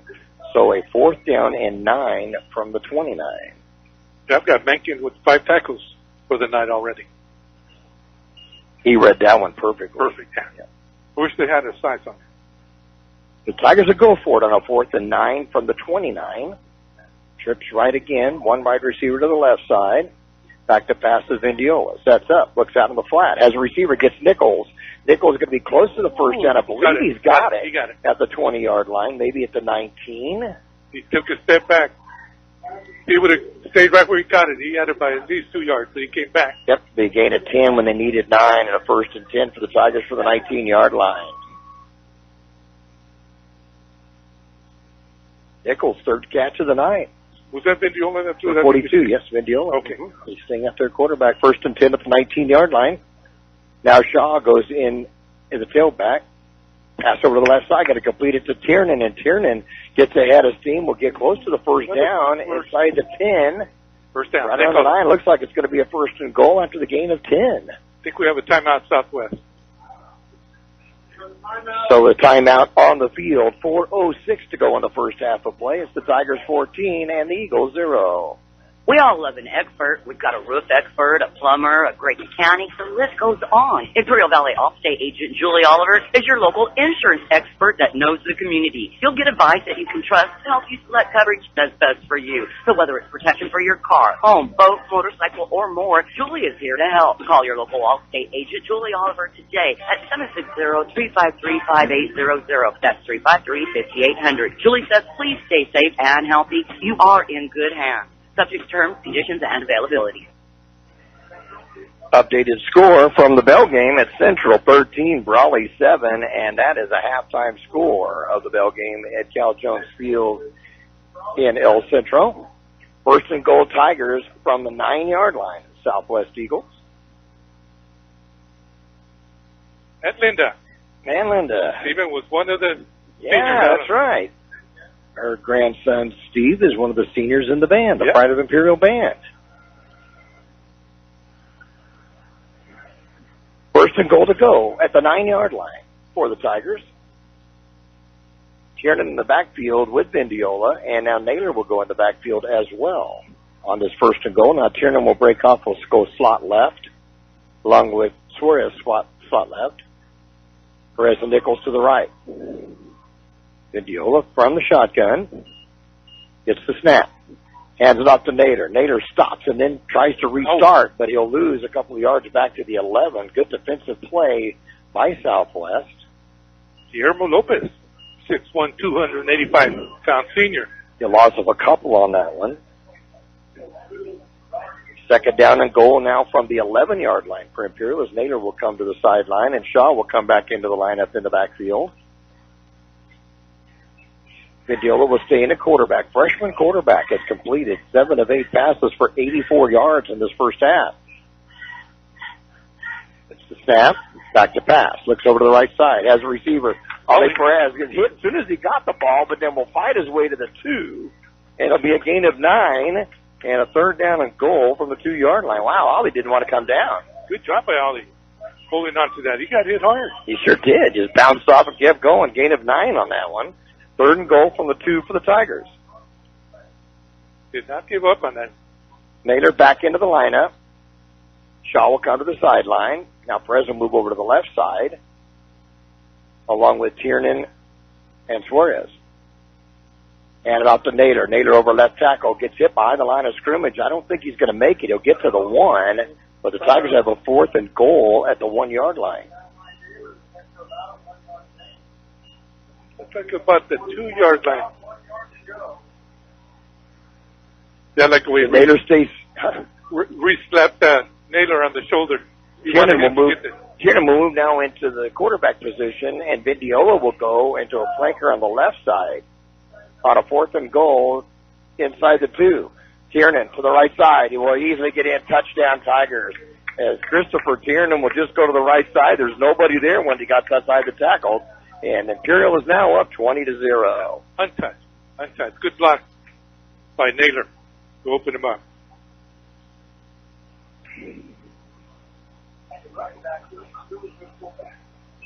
Tiernan, that is his 5th touchdown of the season. Ethan Gonzalez-Lopez in for the extra point attempt. And the ball is down. The kick is up, and it is good. With 2:16 to go in the first half of play, it's the Tigers 21 and the Eagles 0. For over 60 years, the Imperial Quarterback Club has supported all sports teams at Imperial High School. The money they raise goes a long way, keeping our kids busy with school activities. Members are parents and community people who care and want to donate their time. If you would like to become a member, call Betty or Larry Zinn at 760-355-1312. That's 760-355-1312. The Quarterback Club wishes the Imperial Tigers a great season. Go Tigers! On that drive for the Tigers, 10 plays, and they will go 56 yards for the touchdown, capped by the 2-yard touchdown run by C.J. Tiernan. And with 2:16 to go in this first half of play, Imperial now leading at 21-0. See if I can get us a score of that flight game. Palo Verde up in the mountains. Mountain Empire. We can't get it. So the kickoff, Lopez will be kicking off this time, and deep to receive for Southwest. On the far side is McDonough, and on the near side will be Gomez, and he'll kick it to the end zone. I like seeing that. I want him to start on the 20-yard line, not on the 44 like last time. So that drive was keyed by the interception by Pablo Moreno. That's right. That gave us a shorter field from our own 44-yard line, and then was able to go 56 yards for the touchdown. 21-0 Tigers. Vindiola in the first half has almost 100 yards. 8 of 9 for 93 yards in the first half for the freshman quarterback, and he's looked sharp. He has looked really sharp tonight. So first and 10, Southwest to be on their own 20-yard line. High snap, but Younger's going to bring it down a little. Screen play to the near side on the pass. McDonough picks up some blockers out to the 25-yard line, still on his feet to the 30, going to be brought down at the 30-yard line, and a first down for Southwest. A lot of second and third efforts from McDonough. Oh, that was good run. He did a lot of that by himself. Sure did. So that was Kai Bishop and Ed Shaw who brought him down. So first and 10 Southwest now from their own 30-yard line. China will stay in the lineup and go directly behind Youngers in the pistol formation. Fake the handoff. Youngers rolls out to his right, finds a receiver in Mencken, completes it at the line of scrimmage. He'll dive across the 35 to about the 37-yard line. A gain of 7, second down and 3 coming up. Who was that? I think it was Tiger Ochoa of the defensive backfield for the Tigers. Second catch for Mencken on the night. This one for 7 yards. Time continues to roll down, a minute 20 and rolling here in the first half. Tigers leading at 21-0. Youngers will hand it off to McDonough over the left side. He'll get a couple of yards out to about the 39, maybe the 38. They said he went down to 38, so a gain of a yard. Third down now and 2 coming up. Ethan Reeves in on the last 2 tackles with the Tigers. They're going to play some defense. So third down and a couple from the 38 for Southwest. 50 seconds remaining in this first half.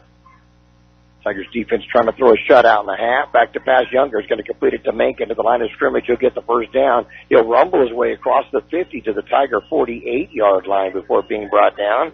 Stopping the clock with 43 seconds remaining. A first and 10 for Southwest. Kai Bishop grabbed him by the shoe, and he kept the shoe. It's going to be a 14-yard gain. Timeout on the field. 43 seconds remaining in the first half. Tigers 21 and the Eagles 0. Start the day off right by having breakfast at the Broken Yolk Café. Once again, voted best breakfast in Imperial Valley by you, our customer. Thank you. Now remember, Broken Yolk strives every day to bring you great service and great food, still preparing everything fresh daily. Open for breakfast and lunch 7 days a week from 7 a.m. till 2 p.m. Log on to Broken Yolk Café and join the club or order your meal online. Broken Yolk Café on North Imperial Avenue in El Centro.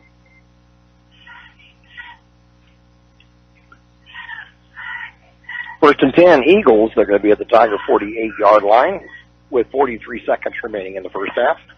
Trailing the Tigers 21-0, trying to get on the board before halftime. Tigers will get the football in the second half, by the way. Right. Empty backfield. Youngers back there will have 2 wide receivers to each side. Gets the snap from the shotgun. Heavy rush. Gets away from one, can't get away from the second. The Tigers are going to sack him back in Southwest territory at the 44. Several Tigers back there on that. Yeah, I gave that one to Kai. Oh, Kai Bishop came up. Can't put any weight on that right foot. It's going to be a loss of 6 on that play. Well, we didn't need that going into next week. No, we didn't. This guy gets up and is being helped onto the side of the field. Looks like a right knee or right ankle. But they're going to help him off the field. As the clock stops at 28 seconds to go in the half. No, you don't want to see that at all. He's been playing such a tremendous season here. I didn't see him reaching for anything. I didn't see him until he got up and they were helping him walk off. Second and 18 for Southwest, now back at their own 44-yard line. Youngers are being McDonough behind him in the pistol. Fake the handoff, rolls out to his right. Gets away from Nader, looks downfield, going to run it instead. And it could be pushed out of bounds by Zach Ray at the 46-yard line after a gain of just a couple. And it will stop the clock with 14 seconds left in the half. They'll put it at the 47, so a gain of 3. Be a third down now and 15. I can't tell what they're doing. He's sitting on the bench, but I can't see what they're working on. So yeah, Bishop on the sideline sitting at the bench, and as we said, we can't quite see whether it's a knee or an ankle. Back to passes, Youngers. Throws it to the near side. And in and out of the hands of the intended receiver. And he was open for running room as William Linian, who has a touchdown already this season, but it'll go incomplete. And a fourth down and 15 coming up with 9 seconds remaining in the half. That's when you're running before you get the football. Exactly. I was just going to say that. He had 4 blockers ahead of him. Might have been good gain on that one. I think I'd run that play again. And instead, coming in to punt, once again, we will see Salazar, sophomore punter, and deep to receive Seth Shaw will be just inside his 25-yard line. J.J. Jimenez is in there right now. I guess that's DB, right? Or no, linebacker. Yeah, got him at a linebacker spot. Linebacker. Right. 5'9", 160 freshman. Man goes in motion for Southwest, moving up closer to the interior line. Good snap back to Salazar. He'll get the punt off. And Shaw will let the ball bounce, takes a Tiger bounce, and will bounce back outside the 30-yard line to about the 33, and that will be the end of the first half of play. Good half for the Tigers. Halftime score, Imperial 21, Southwest 0. We'll recap the scoring and take a look at the stats in our halftime show coming up in just a moment.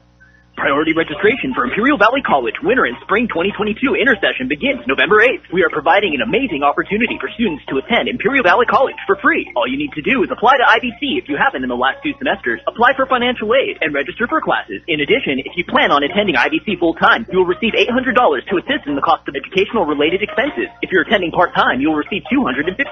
Research the classes you want to take next. 2022 winter schedule is now available. Winter session begins January 3rd. Spring session begins February 14th. When it comes to great Mexican food, El Zarape restaurant in Imperial should be number one because they do it right. From special quesadillas to 17 different burritos, not including 8 different breakfast burritos. Yeah, they have one you will love. The food is great, the service even better. Breakfast, lunch, and dinner at El Zarape, still offering curbside service. Call 760-355-4435. El Zarape Restaurant in Imperial. The Imperial Tiger Football Association was started years ago to help the football team with much-needed equipment and sending the players to special training.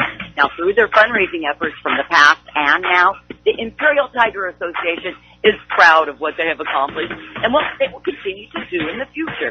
They're always looking for new members. You can call Victor at 760-960-6317. That's 960-6317 if you're interested in helping out. Go Tigers! 8 Express in Imperial is your one-stop convenience store with full-service car wash, gas, and diesel. It's the place for all your snacks, cold drinks, and ice-cold beer. And if you're throwing a party, kegs, wine, and champagne. Everything you need at one convenient location. While you're there, get your vehicle washed and save $1 with 8 gallons of gas or diesel and get the 10th car wash free. Yes, 8 Express is your one-stop convenience store at the corner of Highway 86 and 8th Road in Imperial.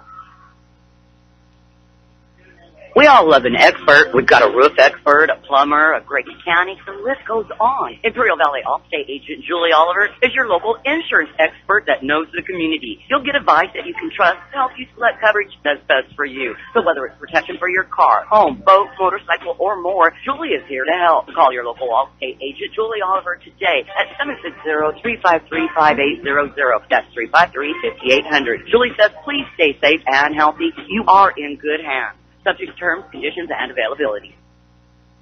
Halftime score, the Imperial Tigers 21 and the Southwest Eagles 0, and the scoring began with 1:02 left of the first quarter play. The 6-play, 31-yard drive that was capped by the 6-yard touchdown run by Seth Shaw, and a drive that took 2 minutes and 58 seconds with the extra point by Ethan Gonzalez-Lopez. The Tigers led 7-0, and then just moments later with 9:02 left of the first half, a 7-play, 55-yard drive after an interception by Pablo Moreno. And I really don't like seeing the knee bandaged up and iced on Kai Bishop as he's being helped into the locker room at halftime. That 7-play, 55-yard drive after the interception was capped by another 6-yard run by Seth Shaw. He now has 7 on the season rushing. And with the PAT, it's a 14-0 ball game for the Tigers. They would round out the scoring with 2:16 left of the half on a 10-play, 56-yard drive that was capped by the 2-yard touchdown run by C.J. Tiernan, his 5th of the season. And with the extra point, gave us the halftime score of 21-0. For the Tigers, Reese Bendiola has just been impressive in this first half. 8 completions, 9 attempts for 93 yards, and he spread it out. There are 5 different receivers that have caught passes in the first half for the Tigers. 3 catches for 32 yards. for Jesse Nichols, 2 catches for 26 for Dominic Suarez, 1 catch for 6 yards, his first catch of the season, Mario Jimenez. Right. Yeah. And then a 10-yard catch by Tiernan and a 9-yard catch by Ali Perez for the 93 yards passing. And the Tigers would add 60 yards rushing, 23 on 5 carries by Seth Shaw on 2 touchdowns, 12 yards on 4 carries by C.J. Tiernan. Jeremiah Naylor, 7 carries, 17 yards. Reese Vindiola had 2 carries for 2 yards, and then also 1 carry for 6 yards for Andrew Hendricks. So the Tigers with a total of 153 yards in this first half of play. For Southwest, their quarterback, Logan Youngers, has completed 7 of 12 passes for 62 yards. 3 for 30 yards would go to Derek Mencken. 2 catches for 8 yards to their running back, Steven McDonough. 1 catch for 15 yards that went to Jonah Estrada, and 1 catch for 9 yards to Nate Smith Jr. So a total of 62 yards passing, but get this, rushing, and we saw this last week as well, as the rush defense, the Tigers really stepping up, a total of 8 yards net. Really? That's it. Youngers has been sacked or dropped for losses 6 times for minus 14. McDonough, 6 carries for 22 yards. There's your net of 8 yards. So 70 yards of offense for Southwest, 153 for the Tigers, plus the interception by Pablo Moreno. That's been the lone turnover of the game.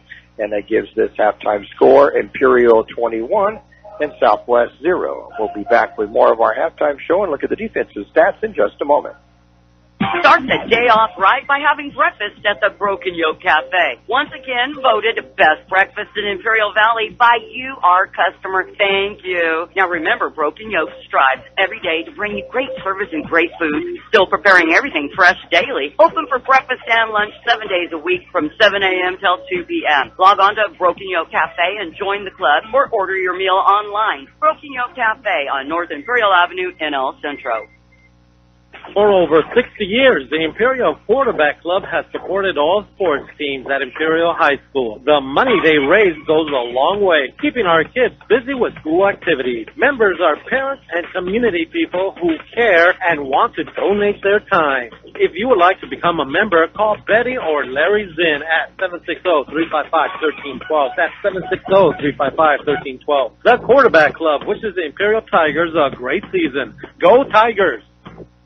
Start the day off right with your favorite drinks from Brick House Coffee, next door to the Brick House Deli. Brick House Coffee has so many drinks to choose from, hot drinks, blend drinks, or cold drinks, including the best tea in the valley with different flavors. Open daily with a convenient drive-thru. And next door, the Brick House Deli with big, bold, fresh flavor. The Valley's premier deli, serving breakfast and lunch. So come visit them both at the Lisa Tucker Center on West Ayton Road in Imperial. As we return back here at Shimamoto Simpson Stadium on the campus of Imperial High School, it's the Imperial Tigers 21, the Southwest Eagles 0 at the half. And George, you have some defensive stats for us? Yeah, we sure do. I was just listening to these. I know, I'm enjoying it too. The Flight of Imperial Band doing their halftime entertainment. They make so much noise. They do. They do. They're about 80. I think I counted 80 last week. They do such a tremendous job, and they have for so many years here in Imperial. They just keep getting better and better, and it really gives you a lot of pride in watching that, having been alums here at Imperial High School. But you know what? Nothing like our pep band that we had when we were playing basketball. Oh, I saw that. That was a lot of fun to listen to. Especially when it's Sweet Georgia Brown, they were playing that. For some reason, I could jump higher and run faster. I don't know why. That would do it. It bumped me up. Well, let me see what we got for the Tigers on the defensive side. I have Kai Bishop, Zach Ray, and Seth Shaw, each with 3 tackles. Then 2 each for Devin Mesa, Victor Valenzuela, Tiger Ochoa, Jeremiah Naylor, along with the sack for Jeremiah. I don't remember how many yards that was on that sack. Joel Villacampos also with 2, and Ethan Reeves came in with 2 tackles. Bishop also had a sack, and Diego Valencia had a sack for the Tigers. And one interception by Pablo Moreno. I don't have him with any tackles, but he got that interception. Right, and it was his first interception of the season. Set up the Tigers with a nice return to the 44 and then a 56-yard drive for a touchdown. So that was really a big key to that. But I'm telling you that the defensive backfield for the Tigers are doing an awesome job. They're not giving Youngers anybody to throw to. That's why he's having to scramble out. And then when you have the pressure that's put on by the interior line of the linebackers. Jeremiah Naylor's always back there causing havoc. That's where you're getting the 21-0 lead and a net of 70 yards of offense. That's all the Southwest has been able to muster here in this first half, with the Tigers leading at 21-0. Trying to see how many. Yeah, we did. Seth had 3 tackles. That's what he had last week. But I don't like seeing that because he's free safety. Right, free safety shouldn't be getting too many tackles. They shouldn't be getting tackles like that. Right. Usually, but we're not seeing that as much tonight because they're doing a good job of watching the. Yeah. Zach Ray has been held. He's usually all over at least with 7-8 tackles by this time. But they're doing a good job staying away from Zach. Tigers will get the football in the second half. We'll update some other scores involving teams playing throughout the valley, including the Bell game, and that'll be coming up in just a moment.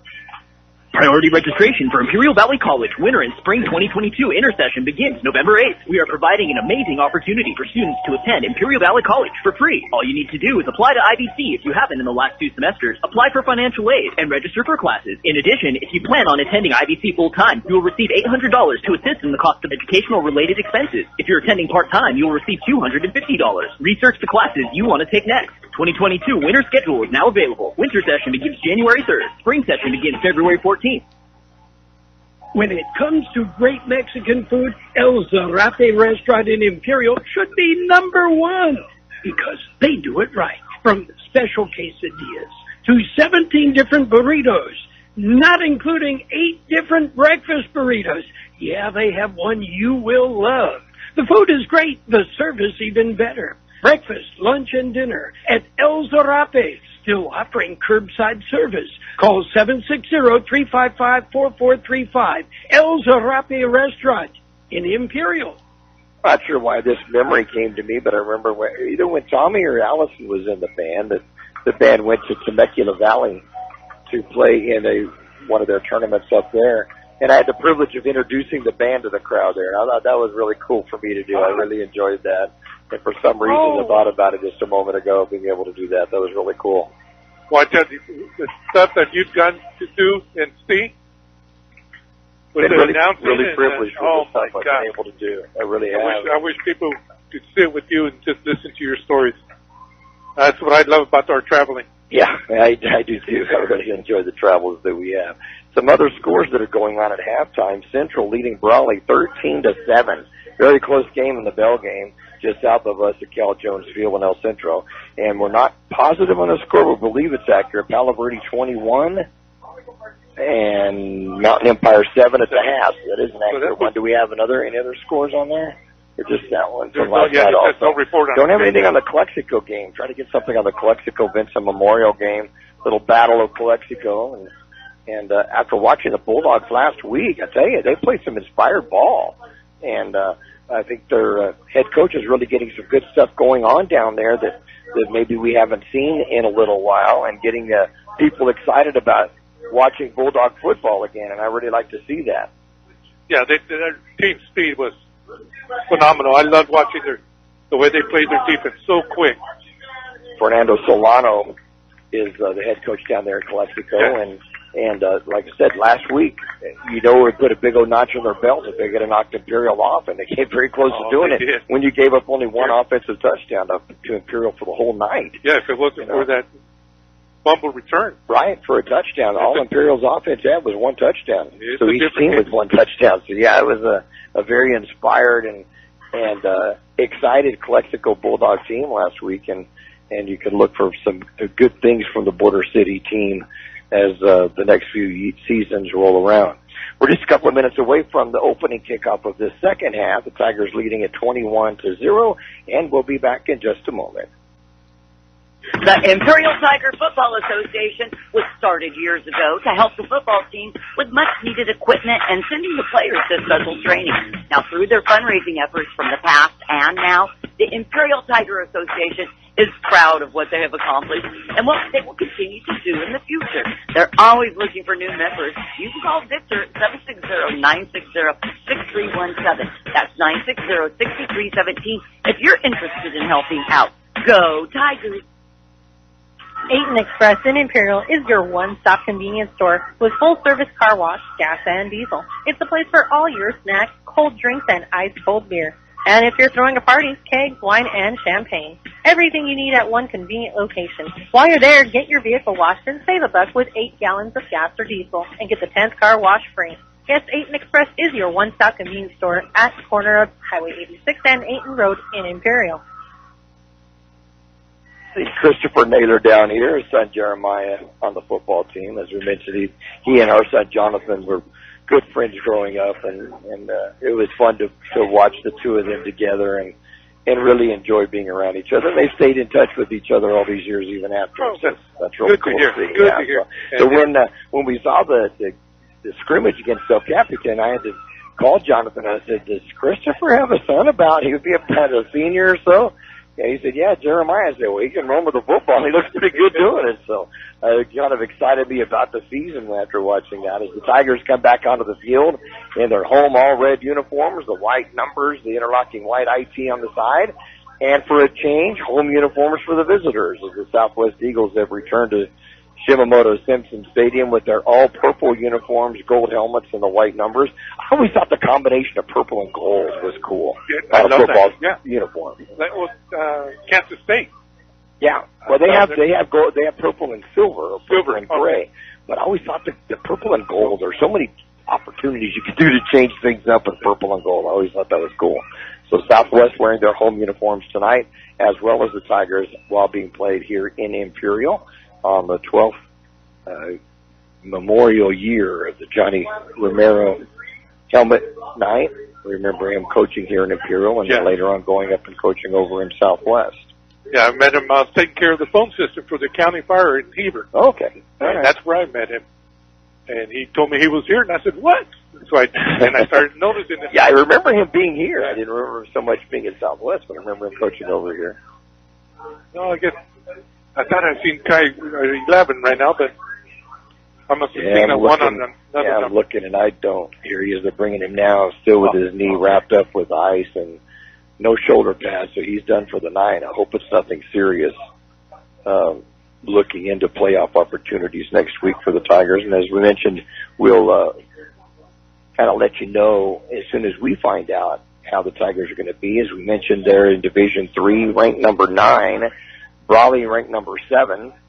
Mater Dei Catholic, just a juggernaut, still unbeaten. They defeated number 15 Hilltop 45-3 last week.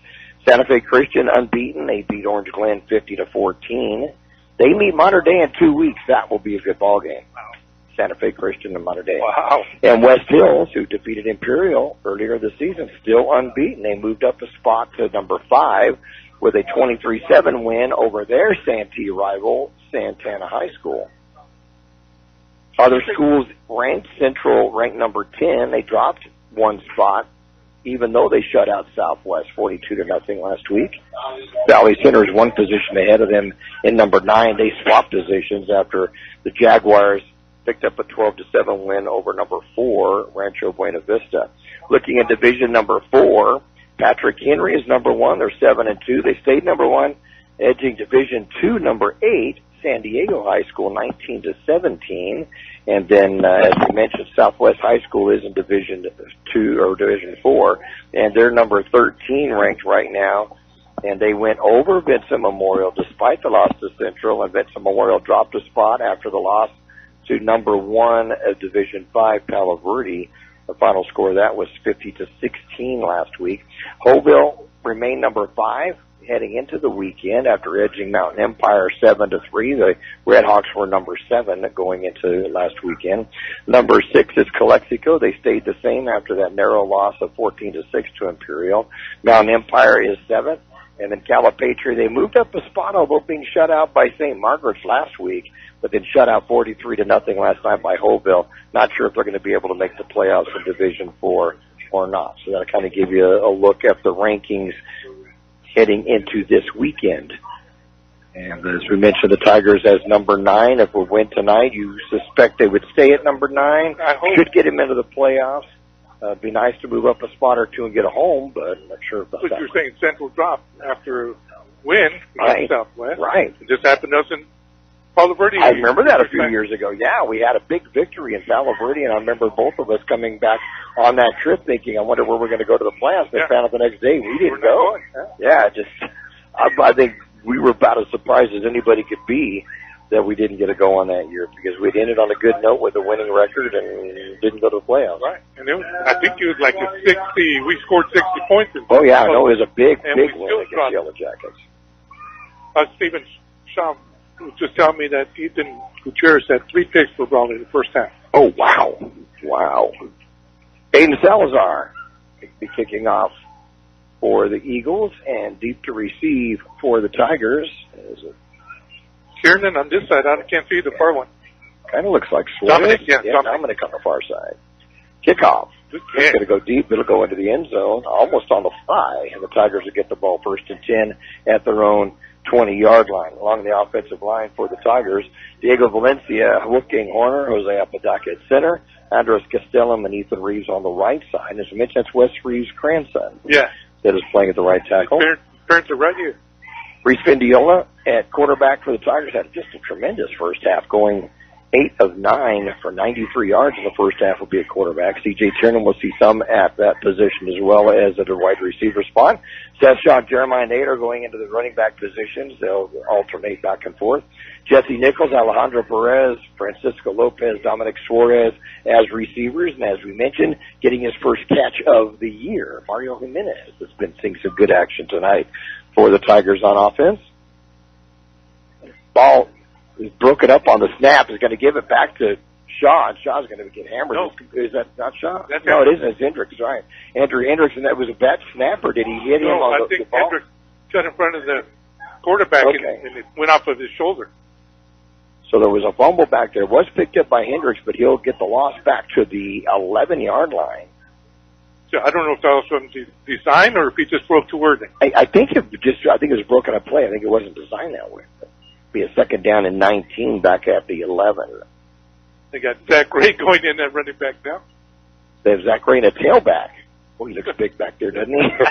To the left side of Vindiola in the shotgun. Vindiola back to pass. That's up. Gets flushed out of the pocket. Runs out to his left. Going to throw it deep. He's at a long way to just out of the hands of Dominic Suarez, and he was open deep.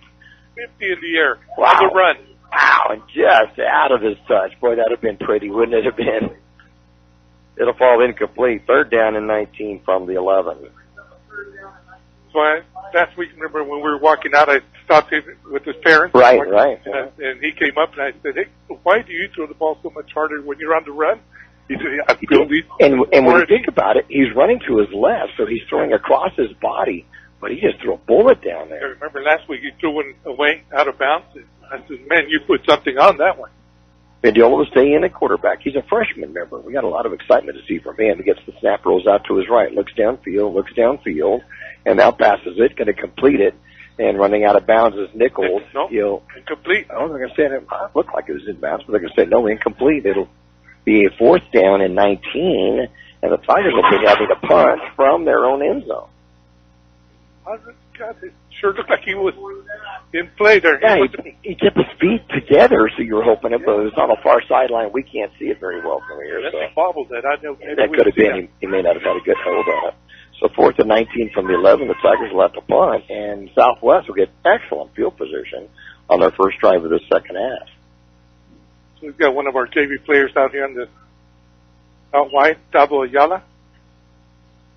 Good kick. All right, good one. It's going to hit the 43-yard line. They'll take a southwest bounce, keeps rolling back, and the Tigers are going to stop it at the 35-yard line. So what started out as a really good punt came backwards. You know, it seems like we've seen more punts that have bounced backwards than ever before, right? This year's just been horrible. Yeah. You've seen it on both sides. They're going to put it at the 34 of the Tigers. That's where Southwest has the ball 1st and 10. And Logan Youngers will be at that quarterback spot. First half going 7 of 12 for 62 yards, and he'll have McDonough in the backfield with him. carried 6 times for 22 yards, carried a yard for every number on his jersey of 22. 1st and 10, Southwest. High snap, but Youngers brings it down. Pass is going to complete it to Menken, who's hit immediately, shrugs off the tackler. Huddles another one, fumble, and recovered by the Tigers. Victor Valenzuela will catch the fumbled ball in the air, and will bring it down at the 22-yard line, and the Tigers have the ball 1st and 10. It bounced right into his hand. I don't know who hit him. Somebody hit Menken, right? Yeah, it was Menken, yeah. And the ball went right into his hand. Down to the 22-yard line, so it was a gain of 12, and then the fumble recovered by the Tigers' Victor Valenzuela, and that is his first fumble recovery of the season. And the Tigers have the ball 1st and 10. They'll get a mulligan on that second half of this game. CJ. Tiernan will get the call. He'll get out to about the 25-yard line, and then we'll get stacked up at that point. That was a little quick hitter by Vindiola to Tiernan. He's hit immediately, though, by number 13. About 3 yards on the play.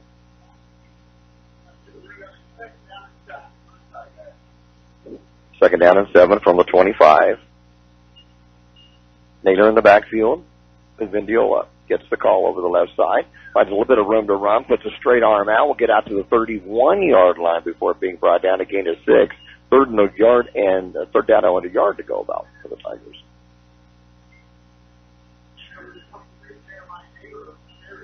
Naylor now 23 yards, which is his number, and 8 carries. He'll go to the right side of Vindiola now on a 3rd down and 1. From the Tiger 31-yard line, leading at 21-0. And Southwest jumped off sides, but snap, there's no call. Little hard snap and hard count, and Southwest moved, but not enough to get the penalty. Handed off to Naylor over the left side. Naylor will get the 1st down and then some across the 35 out to the 37. A gain of 6 and a 1st down for the Tigers. That was a good cut by Naylor to turn that back to the inside. 14 did his job on the defensive end. Turned him in, but help wasn't there for a while. So 1st down for the Tigers. Out to 37. Get a little bit more breathing room.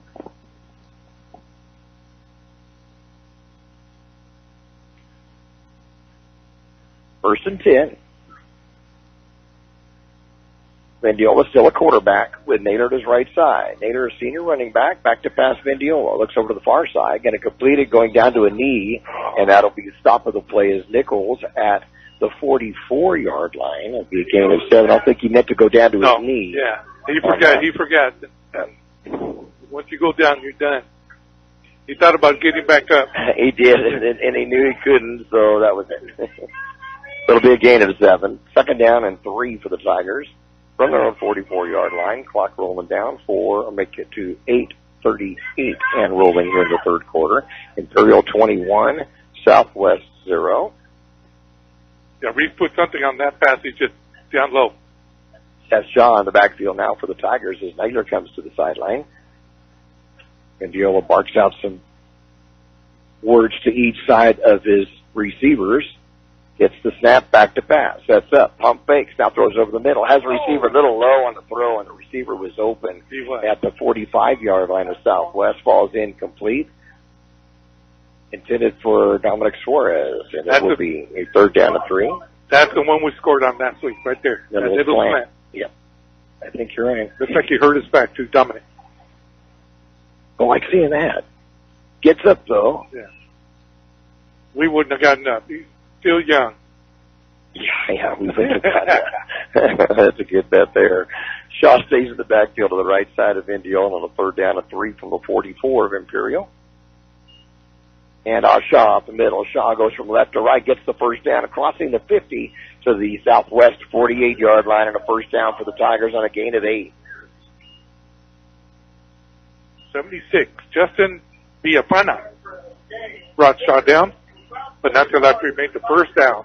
31 yards on 6 carries, 2 touchdowns on the night for Seth Shaw. He's looking a lot better tonight. You can see he's cutting left and right. Must be feeling better. 1st and 10 Tigers, Southwest 48-yard line.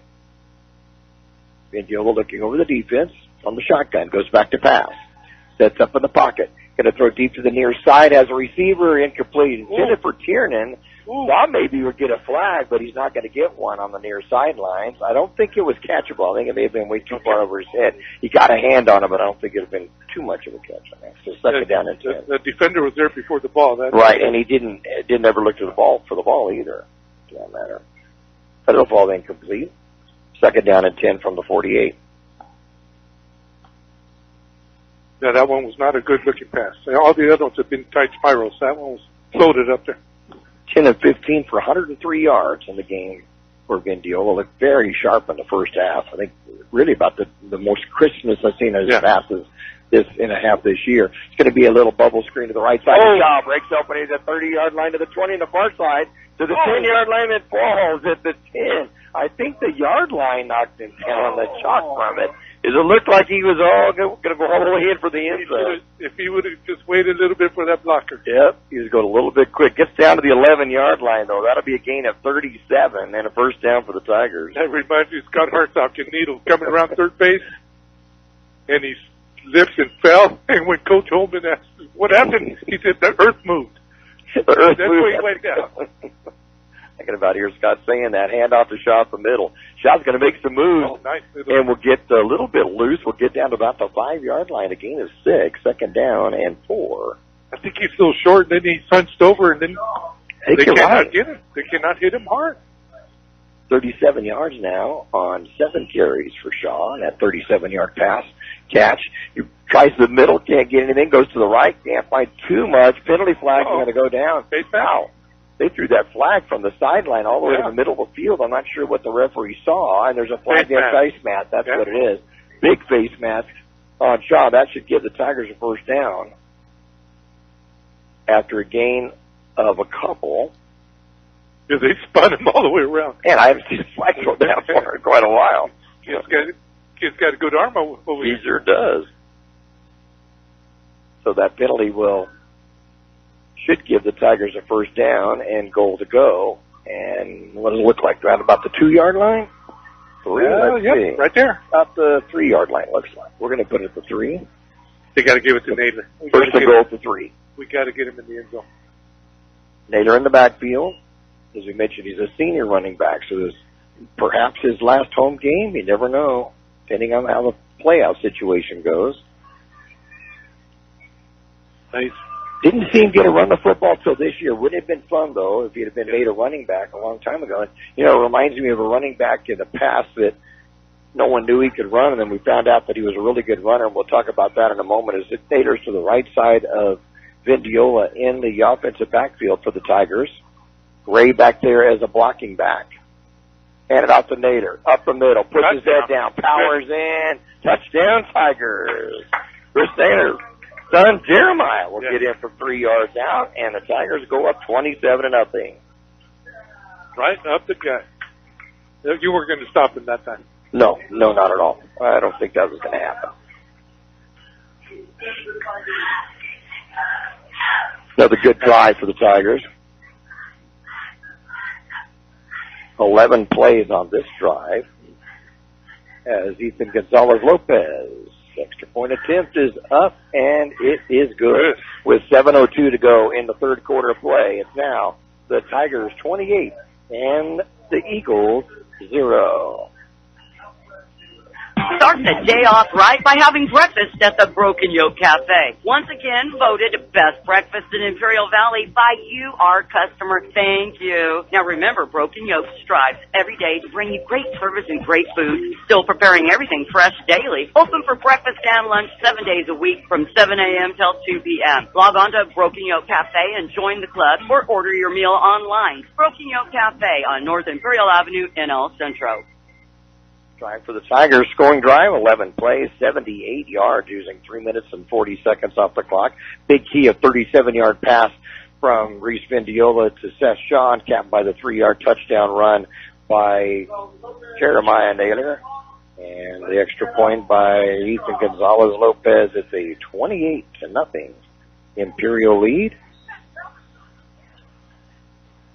As Lopez will be kicking it off, last time into the end zone.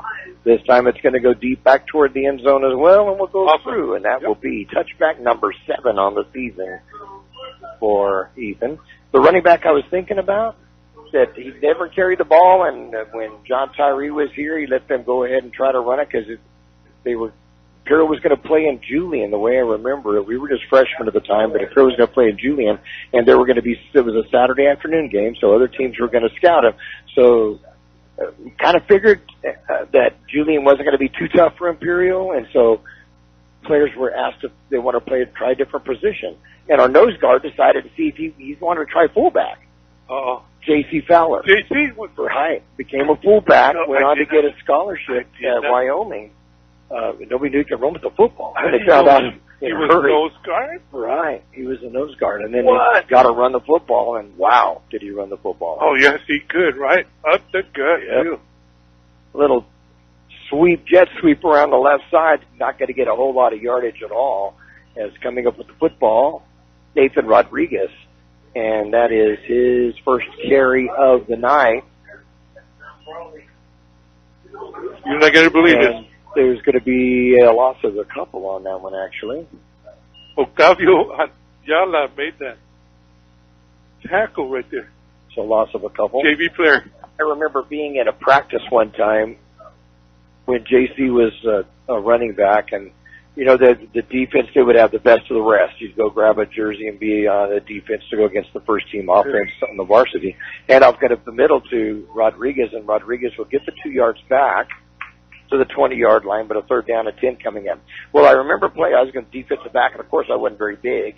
But I thought, you know, JC's probably going to get the call up the middle, but I'm going to square up. I'm not going to let him just go past everybody. So I did, and he rolled over me so hard. I've never been hit so hard in my life. And I just remember JC had such a kind heart. Oh, yeah. And he just looked down at me, and I just remember him looking up at him, and he said, "Are you okay, Mickey? You okay?" Because he just really rolled me hard. Back to pass his youngers, looks downfield. I'm going to tip up in here and almost intercepted. Who comes up with the tip and almost the pick? Number 17. One of our players brought up. Right, J.J. Jimenez almost came up with the interception. Wow, he got up in the air and tipped in the air and then couldn't get his momentum. Was going back and he couldn't get front to get it in time. But wow, great job of breaking that one up. He's that linebacker. So 3 and out for Southwest. The Tigers will get the football back real quick here in the third quarter. 5:37 to go in the third quarter. And Salazar will come in to punt once again for the Eagles. So we got, who else? Everybody else is the same. But we do have the 2 JV players up. Shaw at the 50-yard line to accept this punt as Salazar will get it off. Be a low line drive that'll hit at the 42-yard line. Another one that bounces backwards, goes straight up. It'll stop right at the 42. All year long. It's been weird this season. We just seem to have seen more and more of plays like that where a punt will either go straight to the side, straight up, or go backwards. This one went to the side. I'm trying to find the other 2 players that came up in the JV. Updated score in the Bell game. It is now, let me pull it up here, it is now Brawley 14, Central 13 in the third quarter. Wow, what a Bell game that is turning out to be, which we had hoped for and expected. Yeah, that's what I expected. Sure would be awesome to watch that.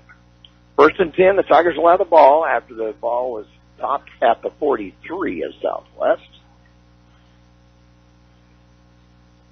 And you see coming into the lineup, Brian Grijalva comes into the lineup, goes wide right, or actually the flanked right, as Hendricks will come to the sideline. And timeout's going to be called on the field. With 5:27 to go in the third quarter, it's Imperial 28, Southwest 0. Start the day off right by having breakfast at the Broken Yolk Café. Once again, voted best breakfast in Imperial Valley by you, our customer. Thank you. Now remember, Broken Yolk strives every day to bring you great service and great food, still preparing everything fresh daily. Open for breakfast and lunch 7 days a week from 7 a.m. till 2 p.m. Log on to Broken Yolk Café and join the club or order your meal online. Broken Yolk Café on North Imperial Avenue in El Centro. For over 60 years, the Imperial Quarterback Club has supported all sports teams at Imperial High School. The money they raise goes a long way, keeping our kids busy with school activities. Members are parents and community people who care and want to donate their time. If you would like to become a member, call Betty or Larry Zinn at 760-355-1312. That's 760-355-1312. The Quarterback Club wishes the Imperial Tigers a great season. Go Tigers! First and 10 Tigers from the Southwest 43. Back to pass Vendiola. Pass on the near side completes it to Nichols at the 34-yard line and brought down at the 33. Looks to have the first down from here. The elder pointing out on punters, he's a lot of punters kick with the front pointed down now, and that gives the ball a backward spin frequently. And I'll agree on that. There's been so many times that you'd want a long one, you'd want that thing to roll, and it just hasn't done it. Andrew Hendricks now backfield. Hand out to Hendricks, going to get nowhere. Menken's going to come up with a great tackle for loss. Yeah, there was a breakdown on that side. 75 and 88 were both back at the 35-yard line. I'm sorry. And it'll be a loss of yards. Second down and 8 back to the 35. 150 yards of passing by Vendiola tonight, edging up to his high of the season. Second down and 12 back at the 35-yard line. Or actually 25-yard line for the Tigers. No, it is 35. I'm sorry. Written down right. Back to pass. Pump fake. Now throws to the right side. Had a receiver just overthrew the intended receiver, Brian Grijalva. And it will be a third down now and 12 from the 35. Do you know if that's Oscar's son? I bet it is. You know, it might be. I bowled against them last night, and they said they would be at the game tonight, but I hadn't even really thought of it. I hadn't seen Oscar in some time. Oscar and Maria could be their son. I didn't even ask about it last night when I talked to him. We were kind of busy bowling. Yeah. He loves to bowl. Huh? So, Oscar's a great bowler. I really enjoy watching him, and I enjoy bowling against him. We had a good time last night. Third down and 12 from the 35 for Imperial. High snap. Back to pass to Vendiola. Going to be a little screen out to the right side to Ali Perez. Perez going to have nowhere to go as Menken comes up with a good open field tackle. And it'll be no gain of the play. Gets back to the line of scrimmage. So 4th and 12 for the Tigers. So no gain on that one. Yeah, that screen. Just don't look at previous Calexico. Yeah, it took a lot of time for it to open up like that. Menken's doing a good job on the flanks on the outside there. So 4th down and about 13 to go for a first down for the Tigers at the 35-yard line of Southwest. Vendiola, back to pass. Sets up. Going to go deep. Throws a high arcing pass to the far side of the end zone. Incomplete. It was intended for Nichols and broken up by McDonough, and it will be turned over on downs. The Eagles defense steps up to the occasion. Yeah, that was a good play by the defender. Oh, Nathan Rodriguez. Good job. Staying with the ball, staying with Nichols right on his shoulder. So Southwest will take over possession 1st and 10 at their own 35-yard line. And fix it, Oscar Maria's son is a senior. And Brian Grijalva is a senior, so perhaps that is Oscar Maria's son. We got some other new players in there for the Tigers. Fake the handoff. Younger's back to pass. Dances his way to the left. Looks deep. Throws it over the middle. Intercepted by the Tigers. Who comes up with it, George? 27. The JV player. There you go. One of the JV players that comes up gets the interception. His first varsity interception. Tavo Ayala. Who is it again? I'm sorry? Tavo Ayala. Tavo Ayala. Octavio Ayala. Wow, that is fantastic.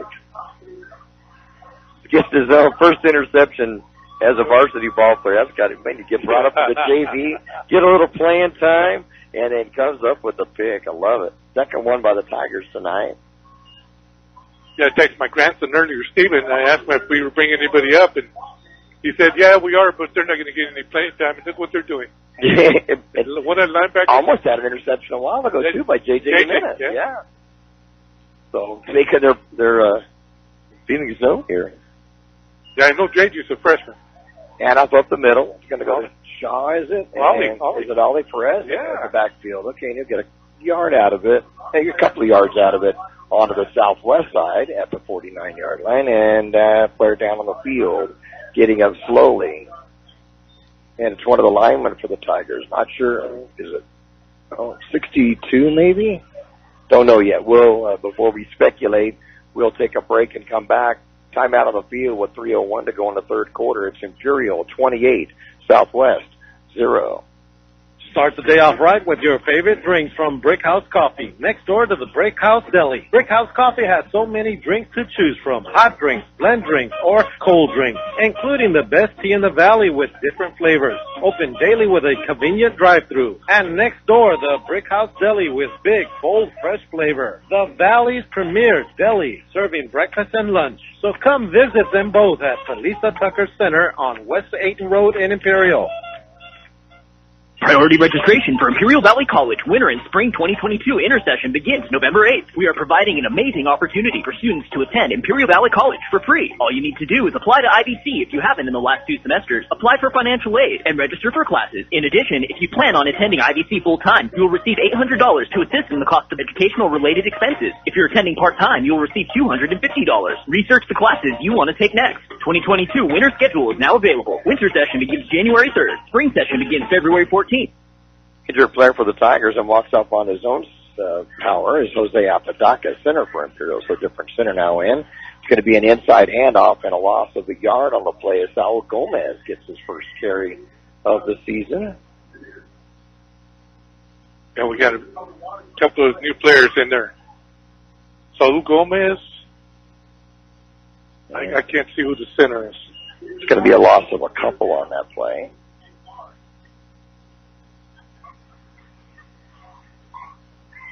So it'll be a 3rd down and 11. They'll bring the ball back to the Tiger side of the 50-yard line at the 48.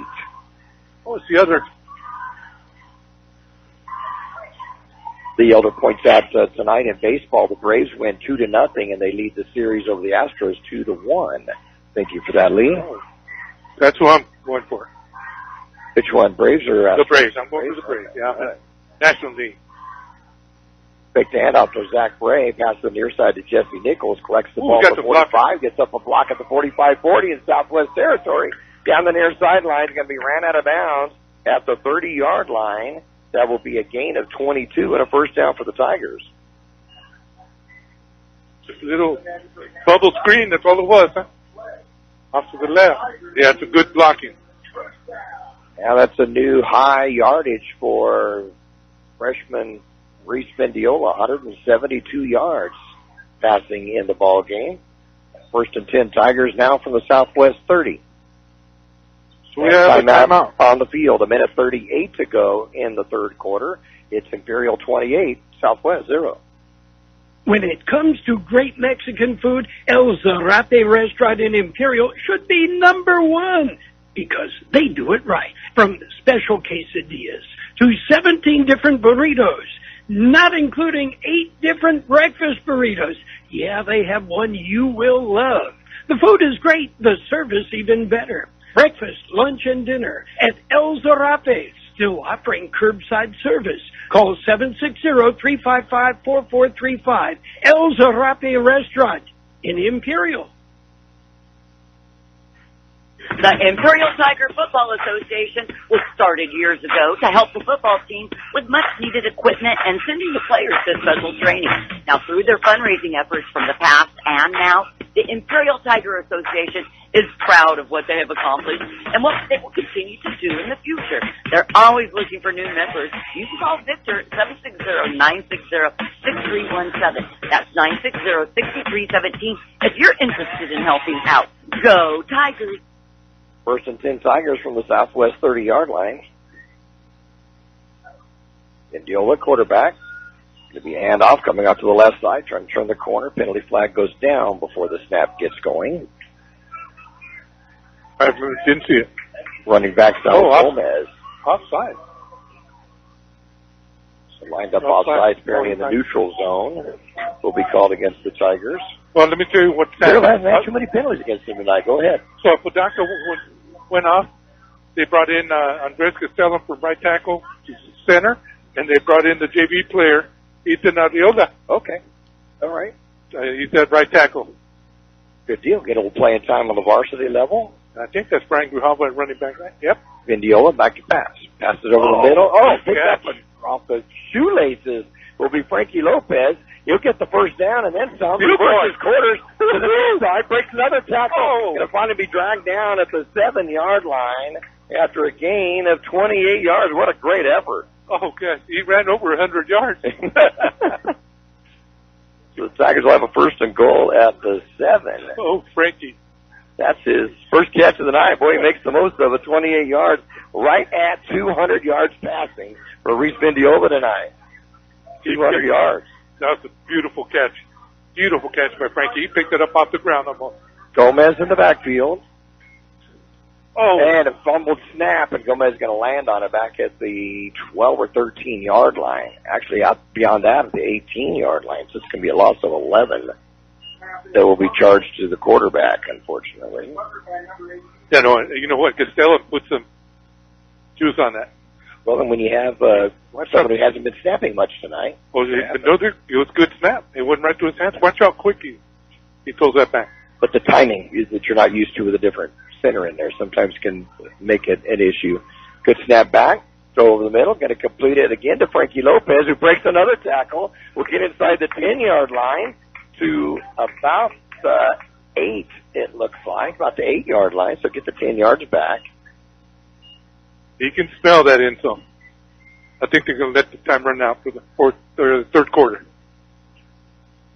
The clock will roll down with 13 seconds, and they will let the clock roll down to finish out the third quarter of play with the score, the Imperial Tigers 21 and the Southwest Eagles 0. 8 Express in Imperial is your one-stop convenience store with full-service car wash, gas, and diesel. It's the place for all your snacks, cold drinks, and ice-cold beer.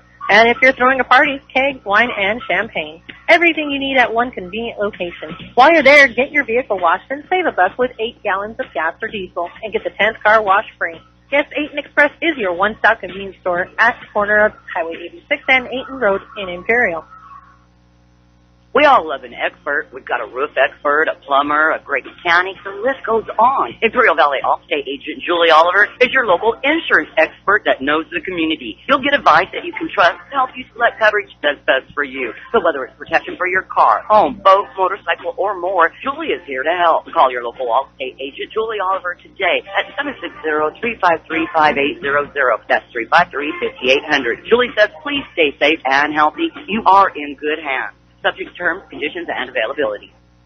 Start off the fourth quarter here in Imperial with a score of the Tigers 28, the Southwest Eagles 0. Updated score in the Battle of Calexico. It's Spencer Memorial 23, Calexico 14. Ooh. So the Scots lead the Bulldogs 23-14. That's a third quarter score last week. I didn't expect that one. I thought it would be the other one. I really did have to watch Calexico last week. Yeah, they impressed me. They did. They did a good job last week. They played a lot better in their record. That is third and goal for the Tigers from the 8-yard line. Vindiola will have Ali Perez back in the backfield with him. We've got Mario Jimenez and Frankie Lopez in the middle. Brian Grijalva. Vindiola gets the snap, goes out to the left on a little option, pitches it out to Ali Perez, gets the pitch. We'll break some tackles. We'll get down to about the 2-yard line, not quite in the goal line. He's down to the 1, it looks like, and it will be a fourth and goal at the 1-yard line after a 7-yard gain by Ali Perez. I want to see how 5'7", 160 pounds, and he wanted it. He wanted that bad. So the fourth and goal at the 1, Ethan Gonzalez-Lopez will come in to attempt the field goal. That's neat that we're doing the field goal. Yeah. See, they'll put it down, actually inside the 10-yard line. They'll put it down at the 9, so this is a 19-yard attempt. Ethan is 4 of 5 on the season with field goals. Oh, the on the hold. I snap, ball down, and it's going to be blocked. It'll be blocked and covered by Southwest. who will get possession of the football. Coming in with the block, it looked like sliding into there was William Lillian. 13. Yep, Lillian, and he came through with the block. Good job. Got to give him credit for that. The Tigers are turned away at the 1 yard line. Oh, but you know what? It's Tiger Ochoa that's the snapper on the long snapper. That was a little high. You're right on the snaps, though, that have been coming back to Reese. They've got back really quick, but they've come, right, waist high. Oh, no, they're there. But they're getting back really quick, too. Yeah, because Apodaca puts a little more air under it. It floats. This one, they're getting there quick with Castellum, right? So Southwest will have the football. They will be at the 4 yard line, their own 4, it looks like. The Tigers are bringing in. Start naming as many as you can that's on that. Philip Castro, 74. Daniel Medina. Andrew Mitchell as safety, number 12 up there. Youngers at quarterback.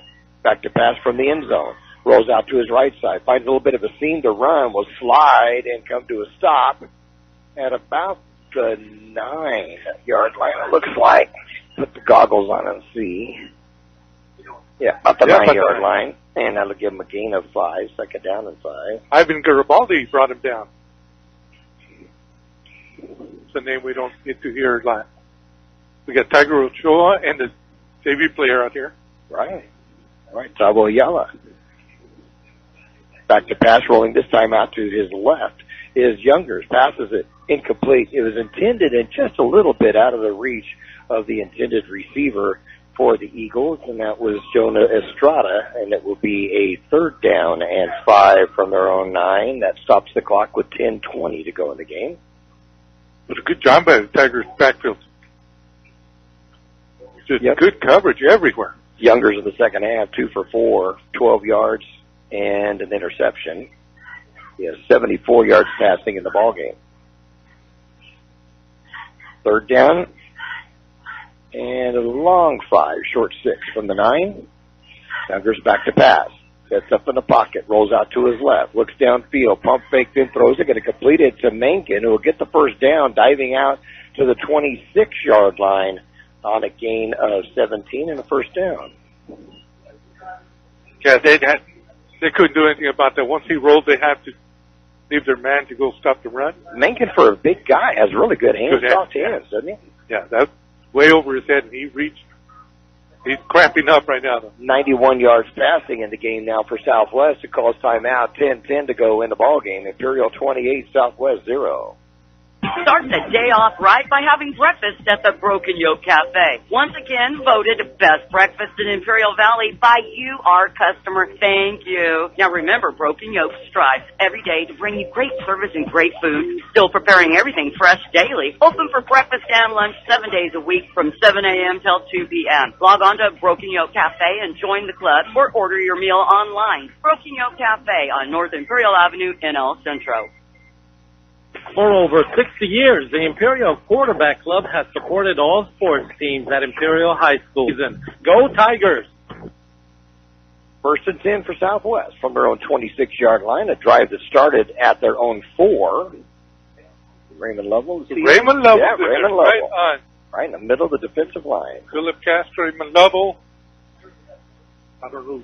Looks like 5'4", but Youngers at quarterback has McDonough straight behind him in the pistol. Take the handoff, back to pass. A little bubble screen over the near side to Mencken. Mencken will break some tackles out across the 30 to the 35 yard line. It'll finally be dragged down around the 38, and it'll be another first down for the Southwest Eagles.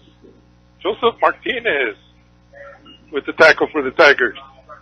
I don't even have him on my list. He's that linebacker.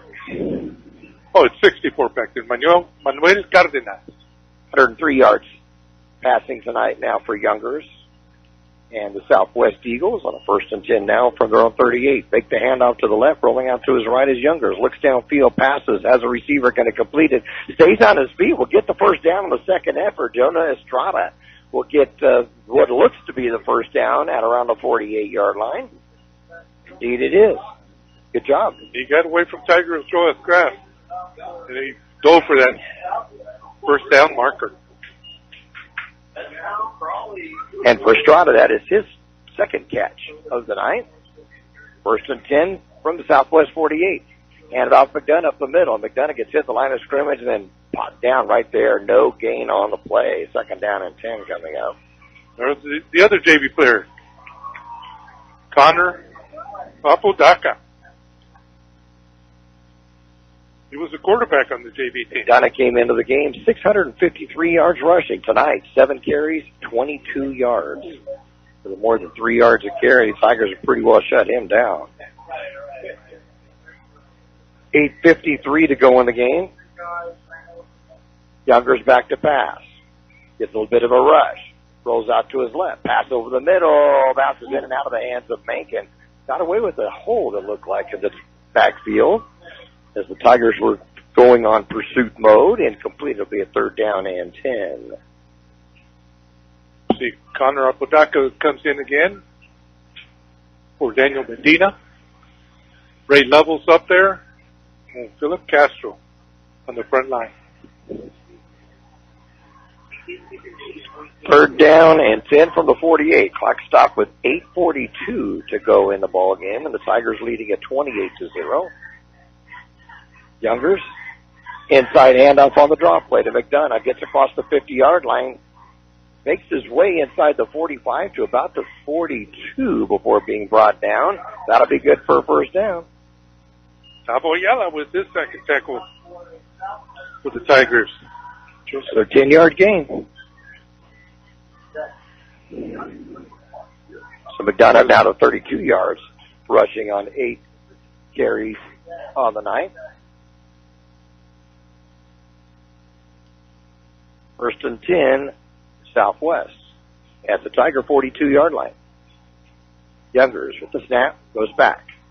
Dances around, rolls out to his left. Now looks like he's going to run. Finds a little bit of a seam. Continues on his feet. He breaks the tackle to the 40-yard line. Will go inside the 35 to about the 31. Make it the 30-yard line. It'll be a gain of 12. And another 1st down for Southwest.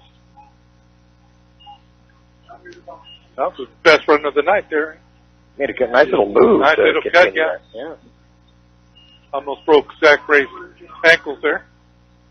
And timeout will be on the field with 7:46 to go. It's Imperial 28, Southwest 0.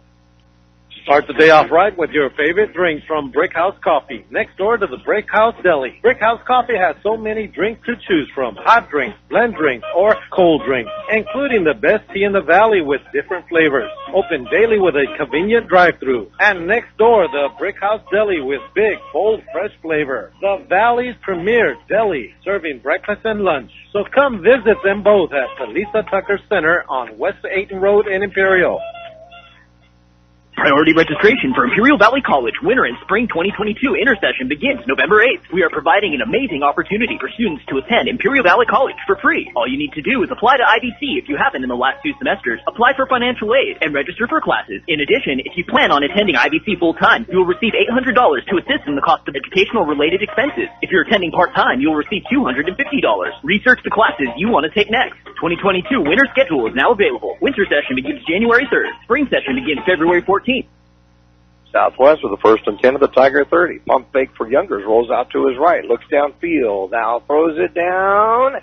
Almost intercepted and then almost completed. It's coming up defensively for the Tigers. 27. Yes. Ayala. Right. He's having the game. Double Ayala. Ball's incomplete. It'll be a 2nd down and 10 from the 30. Wow. Could there have been something to get a second pick of the night being brought up? Yeah. Wow. That would have been cool. But I think he distracted the receiver. I think it did. I think it did. So it'll be a 2nd down and 10 Southwest from the 30-yard line with 7:36 to go. Tigers leading at 28-0. But Southwest to the Imperial 30. Youngers fakes the handoff, throws it over the middle, has complete and continuing on his way, breaking tackles, going to the end zone. Touchdown Southwest. As the catch will go to Nate Smith Jr., and he breaks a couple of tackles and will go to the corner of the end zone, and Southwest is on the scoreboard. It'll be 28-6. Andrew Mitchell had him. Just couldn't bring him down.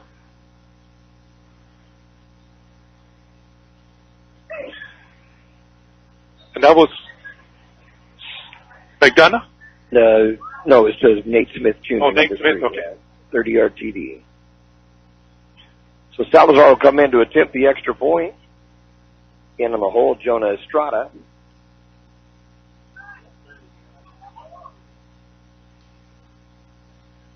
Salazar, soccer-style kicker, kicking to the south end of the end zone here in Imperial. Ball is down, the kick is up, and it is good. With 7:26 to go in the ball game, it is now Imperial 28, Southwest 7. When it comes to great Mexican food, El Zarape Restaurant in Imperial should be number one because they do it right. From special quesadillas to 17 different burritos, not including 8 different breakfast burritos. Yeah, they have one you will love. The food is great, the service even better. Breakfast, lunch, and dinner at El Zarape, still offering curbside service. Call 760-355-4435. El Zarape Restaurant in Imperial. 11-play drive that would go 96 yards. I think that's the longest drive that we have seen this year at a game. Started throwing 4 after the blocked field goal attempt, and is capped by the 30-yard touchdown pass from Logan Youngers to Nate Smith Jr., his 6th touchdown catch of the year, and for Youngers, that's his 13th touchdown pass of the season. And it's a 28-7 Imperial lead. Took, 3 minutes and 34 seconds off the clock. Kickoff is going to go, will be before it gets into the end zone, so it'll come out to the 35 for Imperial. Yeah, the Youngers did an excellent job that drive there. We're watching his aunt, Karen Youngers, back in the 70s. Excellent athlete. Oh, yeah, you bet. She did it all. Volleyball, basketball, softball. And then you worked with his grandpa, right?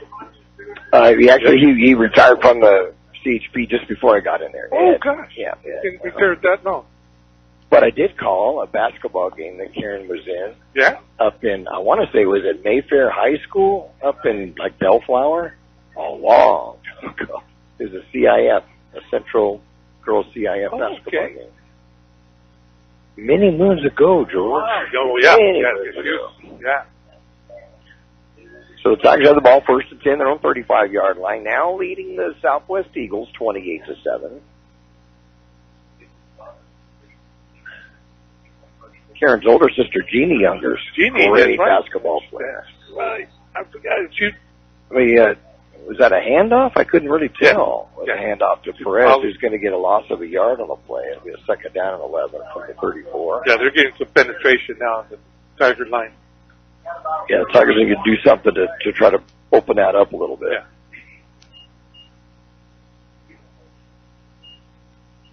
Eight yards now, 3 carries for Perez. Usually is at a wide receiver position.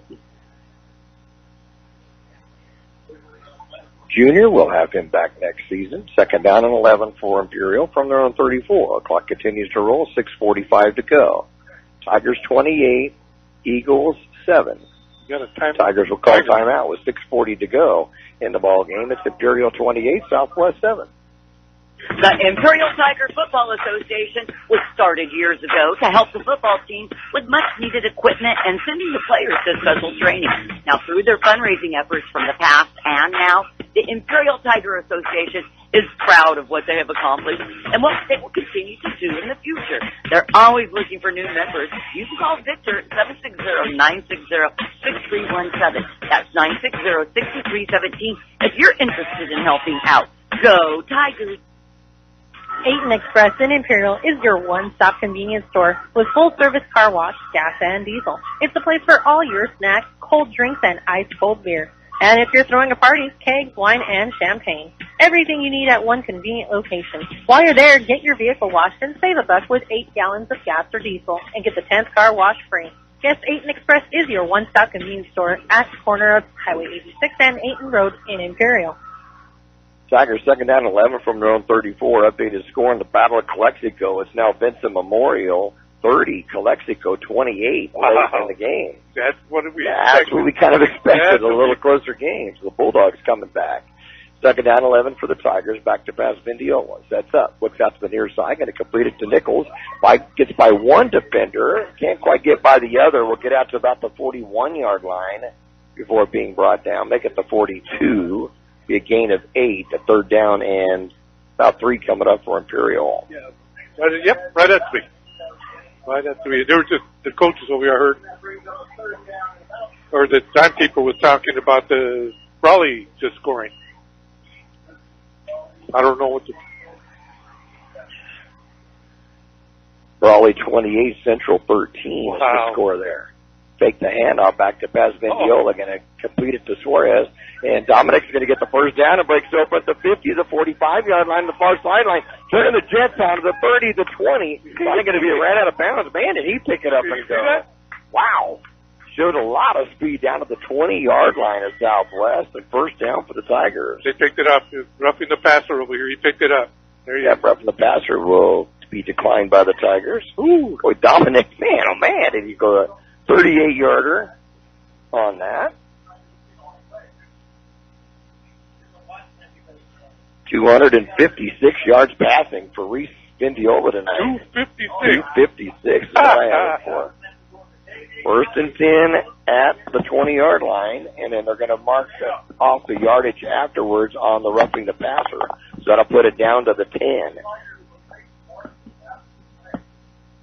So first and goal at the 10-yard line. I have to tell us that.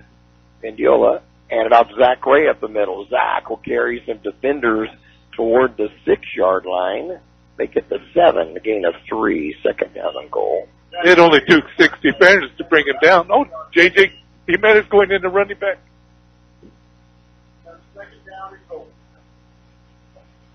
First carry for Zach tonight will be good for 3 yards. Second down and goal to go from the 7. 5:13 to go in the game. Imperial leading at 28-7, knocking on the door. And off of the middle over left side, twisting his way, getting some yardage will be Julian Jimenez. JJ will get down to about the 2, is it? Maybe the 3-yard line. Gain of 4, so third down and goal coming up from the 3. Yeah, kids talk about how strong he is, and he's only a freshman. His first carry of the night, good for 4 yards. They're gonna give it to him again. Ray stays in the lineup. Zach Ray's coming in right as a blocking spot. Yeah. JJ's just a freshman. JJ Jimenez.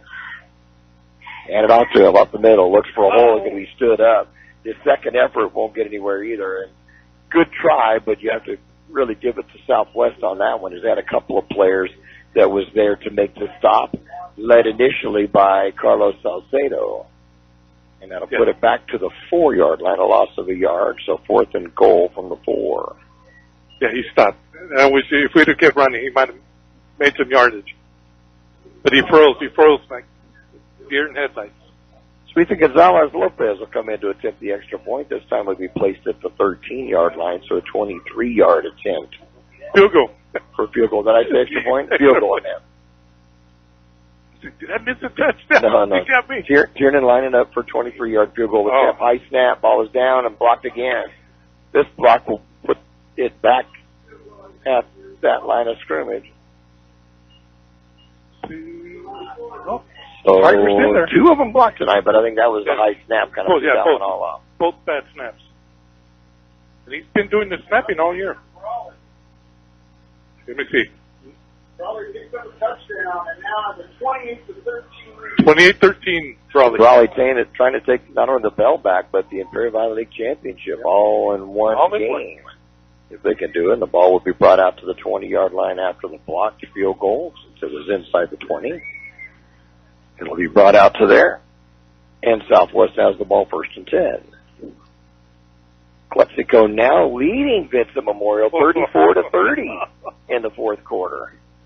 And Palo Verde 34, Mountain Empire 21. That's the final score. The Yellow Jackets win the Desert League. Pass is going to be out to the near side, and collecting the pass and getting a little bit of yardage on the receiving end is William Lillian. And they haven't put the ball down yet. I think there's going to be no gain at all on that one. It'll be a second down and 10 from the 20. About 3:15 left in the game. Let's see, we got another player in here, 41 for the Tigers. Second down and 10 from the 20. Back to pass is Youngers. Rolls out, flushed out of the pocket to his right. Now decides to run it. Makes a good move at the 25-yard line. Still on his feet. Gets ran out of bounds. Penalty flags are going to go down all over the place. Over on the far side, and then another flag goes down. Not sure what happened on the last one. Good arm on this ref. That was 30-yard flag. So flags all over the field around the 25-yard line. Is it Mencken again? He's caused a couple of flags tonight. What do they call that? Personal foul going to go against Southwest. So some shoving afterwards, a late hit maybe? No. When you hit somebody from the blind side. Oh, clipping maybe? Or just a legal block? What is it? Unprotected? Is it unprotected? Player? Okay. Something like that. So, which is really a shame for them because Youngers made a really good play that was almost a first down, and now it's all going to be nullified. Hey, when you hit somebody from the blind side, I think it's unprotected player. Yeah.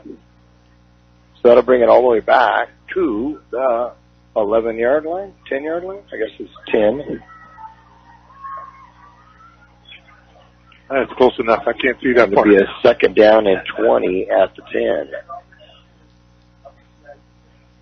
So we've got Andrew Mitchell on the back. It's free safety. Francisco Marquez on defensive backfield.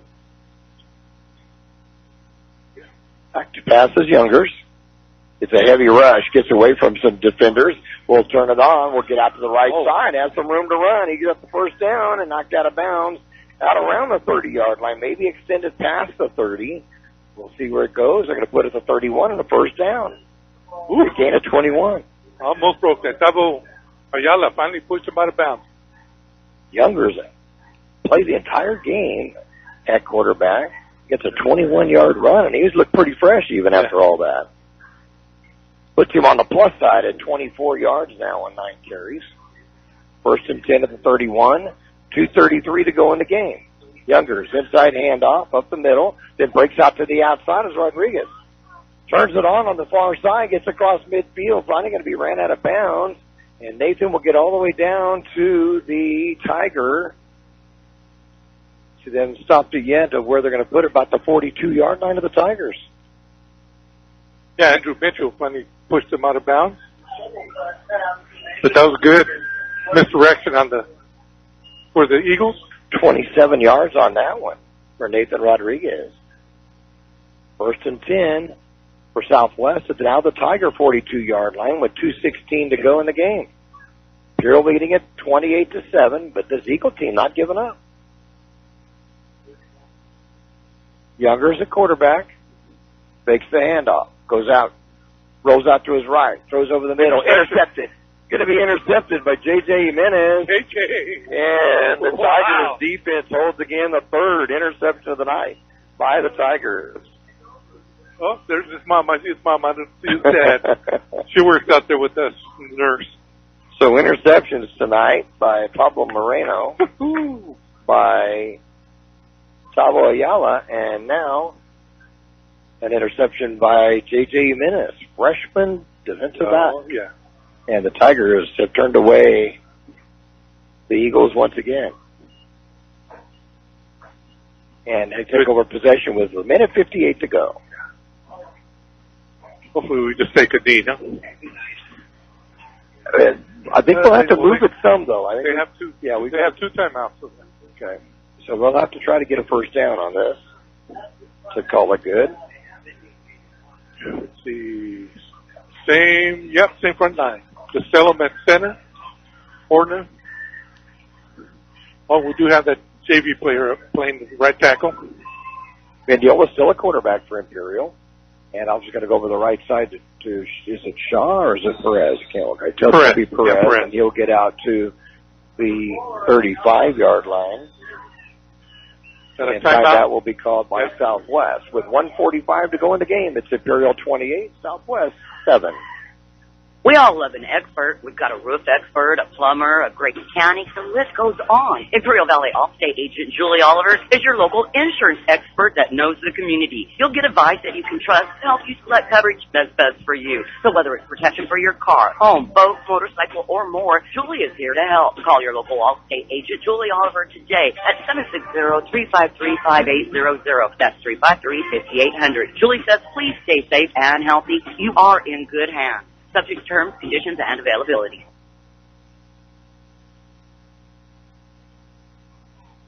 Minute 45 to go. The Tigers with a 28-7 lead have a second down and 8 from their own 36-yard line.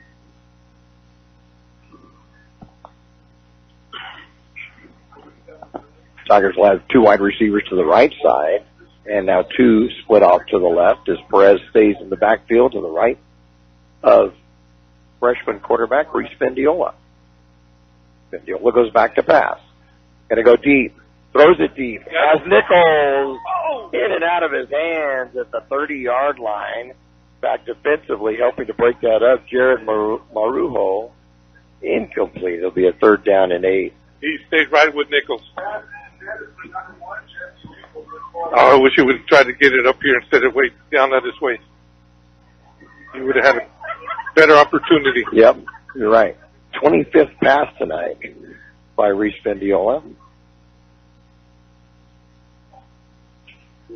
18 of them have been completed. 18 of 25 for 256 is what I have him for. Say that again, 18? 18 of 25 for 256, yeah. Third down and 8 from the 36 for the Tigers. That stops the clock with 1:37 to go. The Tigers need to get a first down on this drive to seal this one. Fake the handoff, throws it the other way, going to complete the pass to Tiernan, and Tiernan will dive forward, not quite get the first down. He'll get out to the 42-yard line and a 6-yard gain, but a 4th and 2 coming up for the Tigers, and they're going to have to punt. See what they're doing. Yep, sending out the team.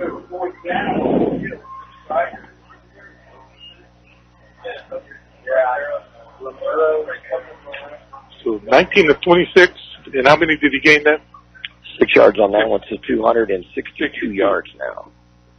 Passing for the freshman quarterback tonight for the Tigers. So Ethan Gonzalez-Lopez will come in for the punt for Imperial. McDonough back to receive. High, long punt. The McDonough's going to go and catch it right after the 25-yard line. That's where Southwest will have the ball 1st and 10 at their own 25-yard line with 44 seconds remaining in the ball game and trailing Imperial 28-7.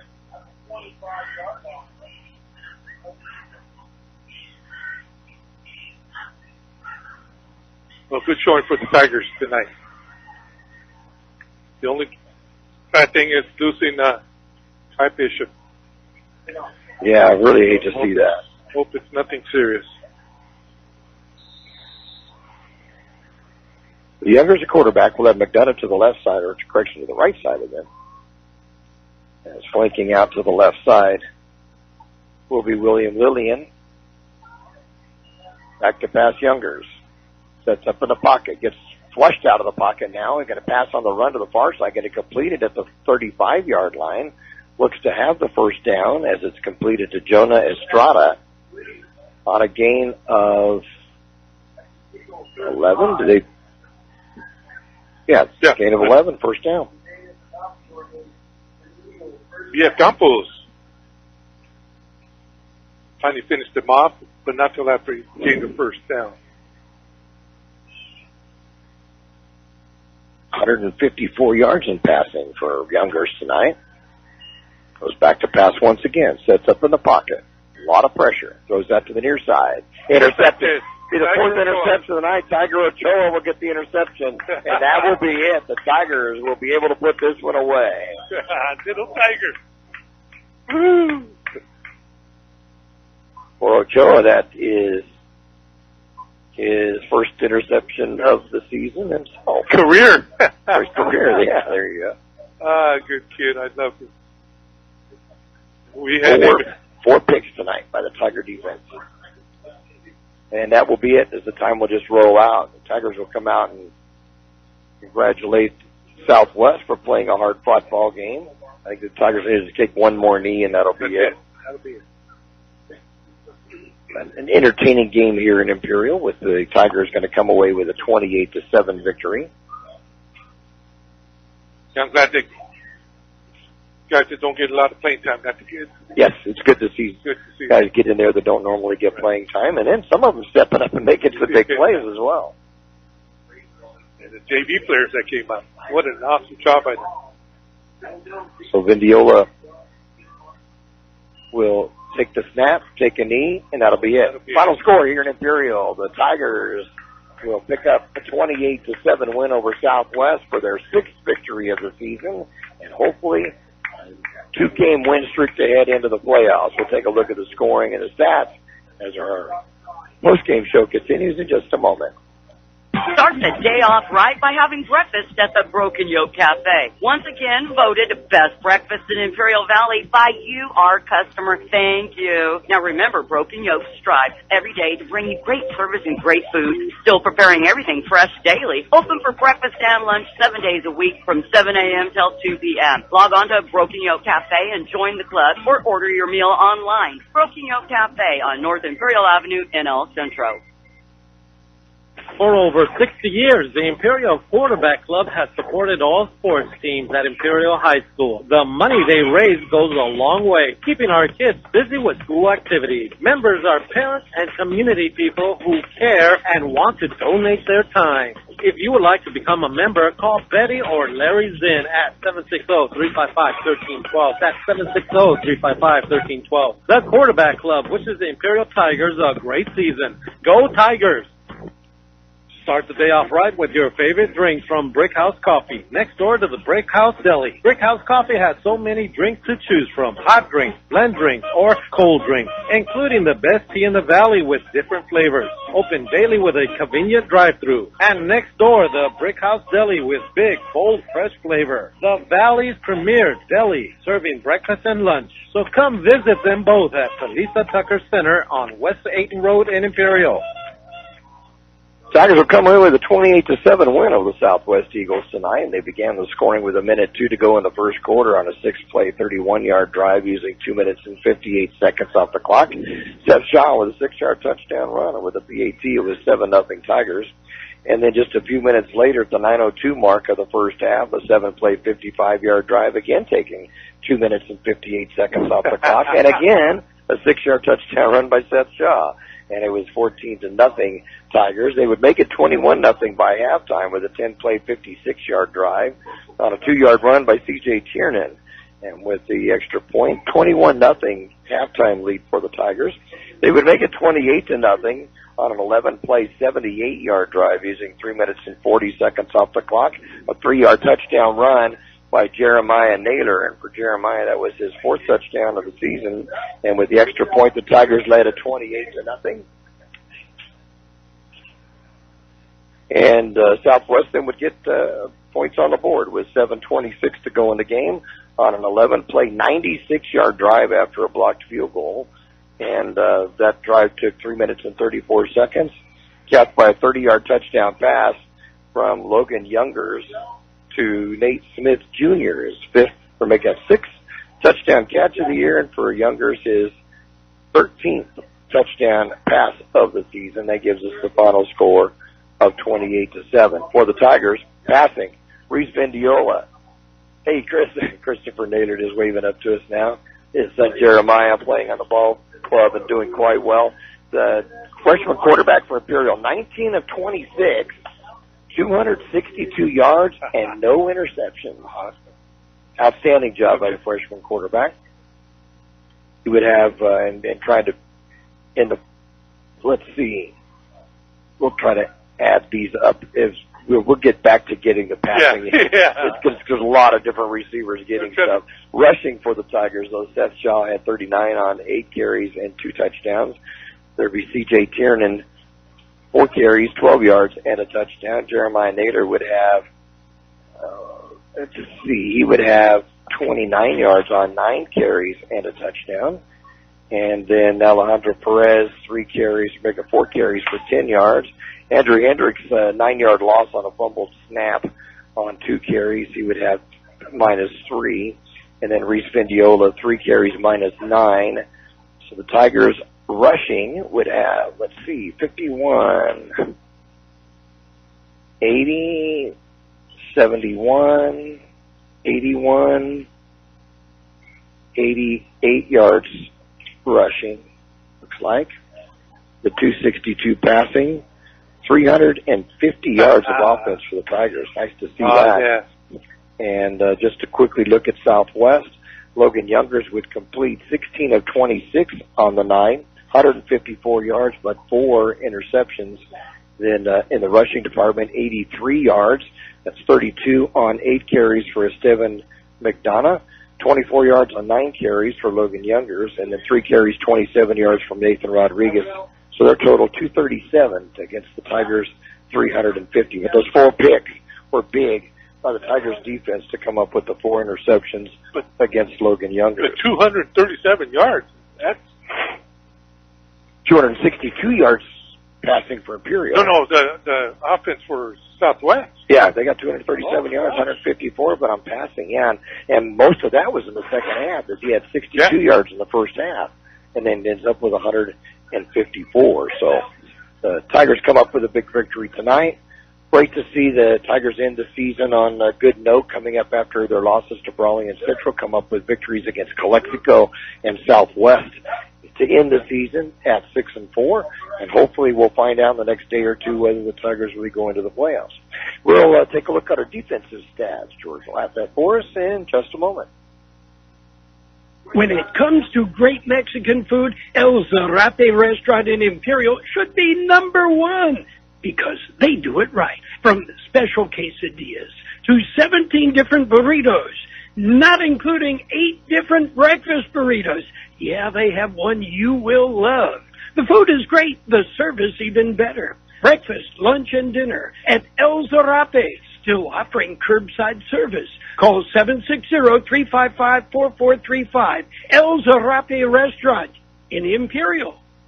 The Imperial Tiger Football Association was started years ago to help the football team with much-needed equipment and sending the players to special training.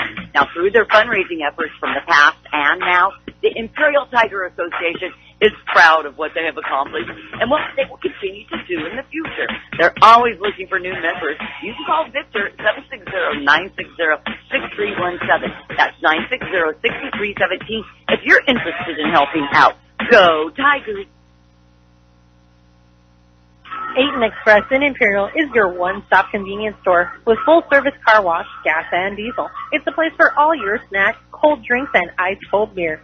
And if you're throwing a party, kegs, wine, and champagne. Everything you need at one convenient location. While you're there, get your vehicle washed and save $1 with 8 gallons of gas or diesel and get the 10th car wash free.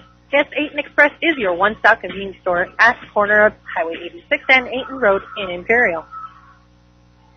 And George, we have the defensive stats for the Tigers. Let's see what we ended up here with. Okay, we're leading the Tigers. Tiger Ochoa with 5 tackles. Can you believe that? And then we got Zach Ray with 4. Tabo Ayala coming up from the JV to help us out. Ended up with 3, along with Kai Bishop. Joel Campos also with 3. And Seth Shaw with 3. And then we'll have Devin Mesa, Victor Valenzuela, Jeremiah Naylor, and Ethan Reeves. Oh, another one, Joseph Martinez, that came up from the JV with 2 to lead the Tigers.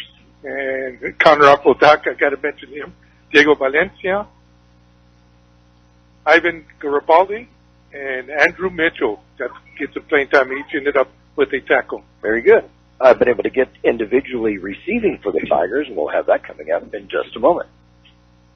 Start the day off right with your favorite drinks from Brick House Coffee, next door to the Brick House Deli. Brick House Coffee has so many drinks to choose from, hot drinks, blend drinks, or cold drinks, including the best tea in the valley with different flavors. Open daily with a convenient drive-thru. And next door, the Brick House Deli with big, bold, fresh flavor. The Valley's premier deli, serving breakfast and lunch. So come visit them both at the Lisa Tucker Center on West 8th Road in Imperial.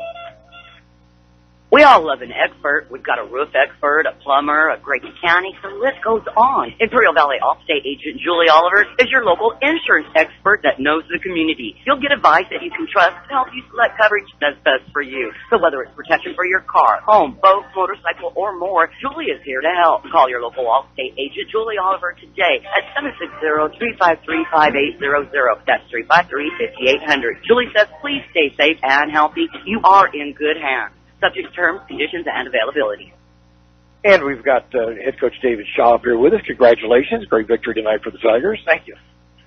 What did you see on the sidelines? I saw a freshman quarterback that did outstanding tonight, I thought. Oh, he did a great job. So I'm very impressed with the way he was seeing the field and seeing the coverages.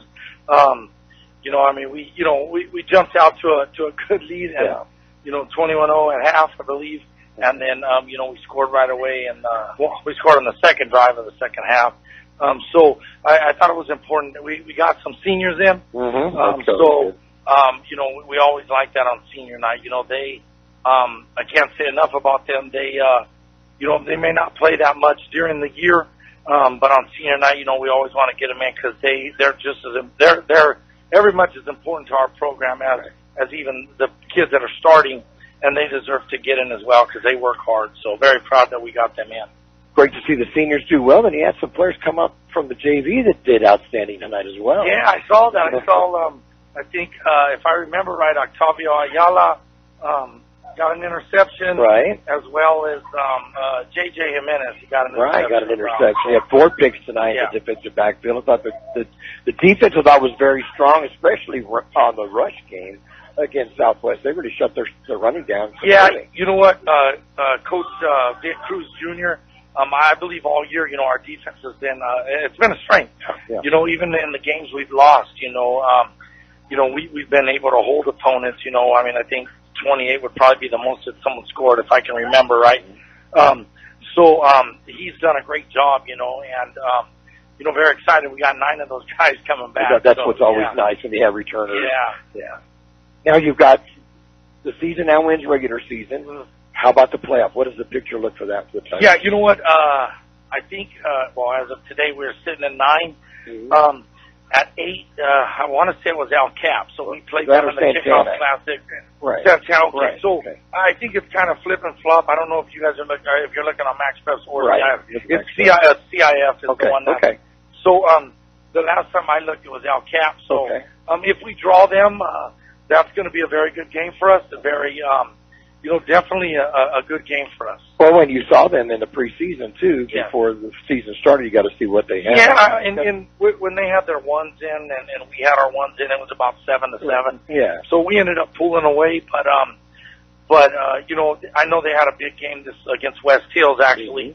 Mm-hmm. That was for the league title. So, who knows? It may be we may be playing West Hills. Which that'd be a good matchup for us as well. Yeah. I would like another shot at them. When would we find out? Would it be tomorrow? Tomorrow about 10 or 11 o'clock in the morning. Okay. All right. So as soon as we find out, we'll let everybody know. We thank you for coming up. Congratulations on the victory tonight. Appreciate it. All right. Thank you guys for covering us all. All right. You bet. You bet. We enjoy it. Head Coach David Shaw up with us, and we appreciate him coming up and taking some time to talk to us. And we'll find out tomorrow where the Tigers will be next week in the playoffs.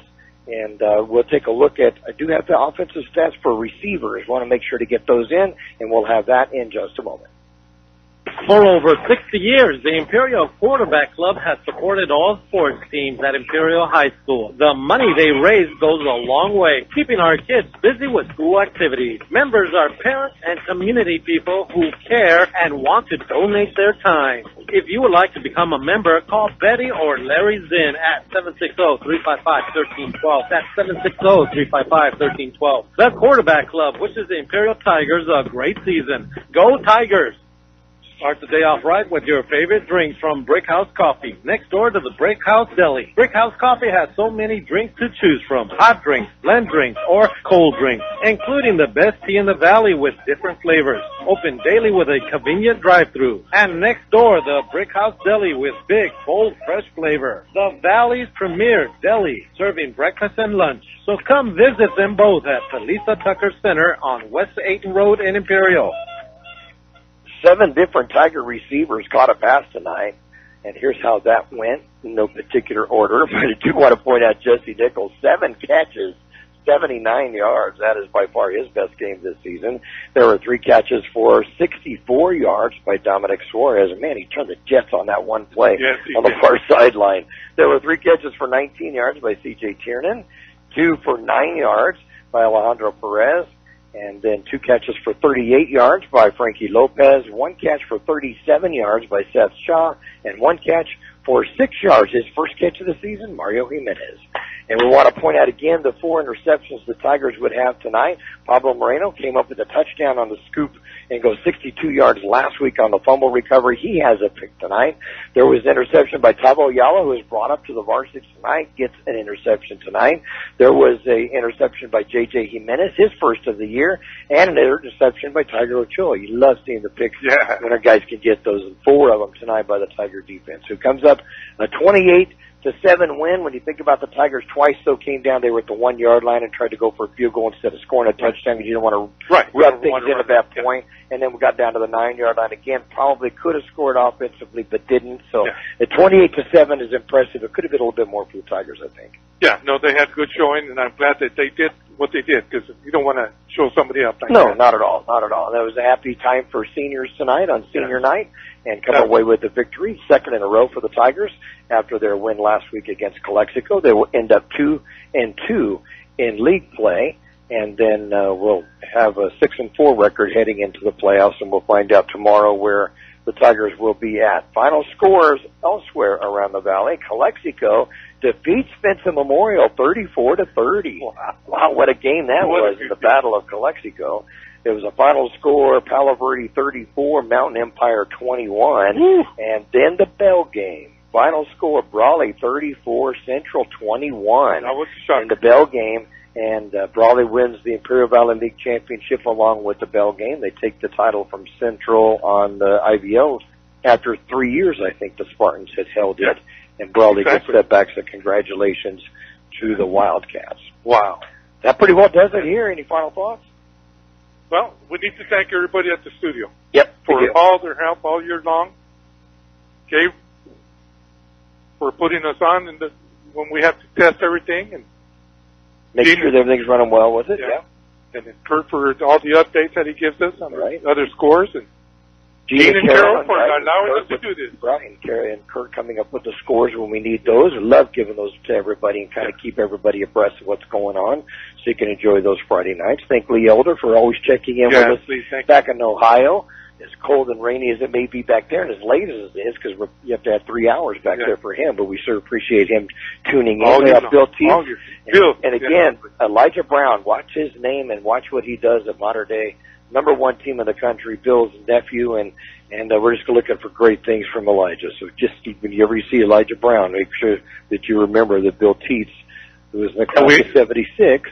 I just got to remember we got to thank Mr. Evangelist, Joe Evangelist, for sending in for me. Right, and Joe, and then Dylan Nichols. Dylan was going to be doing an Arizona State football game in November. It will be in another 3 weeks from now, but we'll let you update that when we come back together next Friday night to let you know when that's going to be and how you can tune it in so you can hear an Imperial boy doing big-time college football. That'll be very, very cool.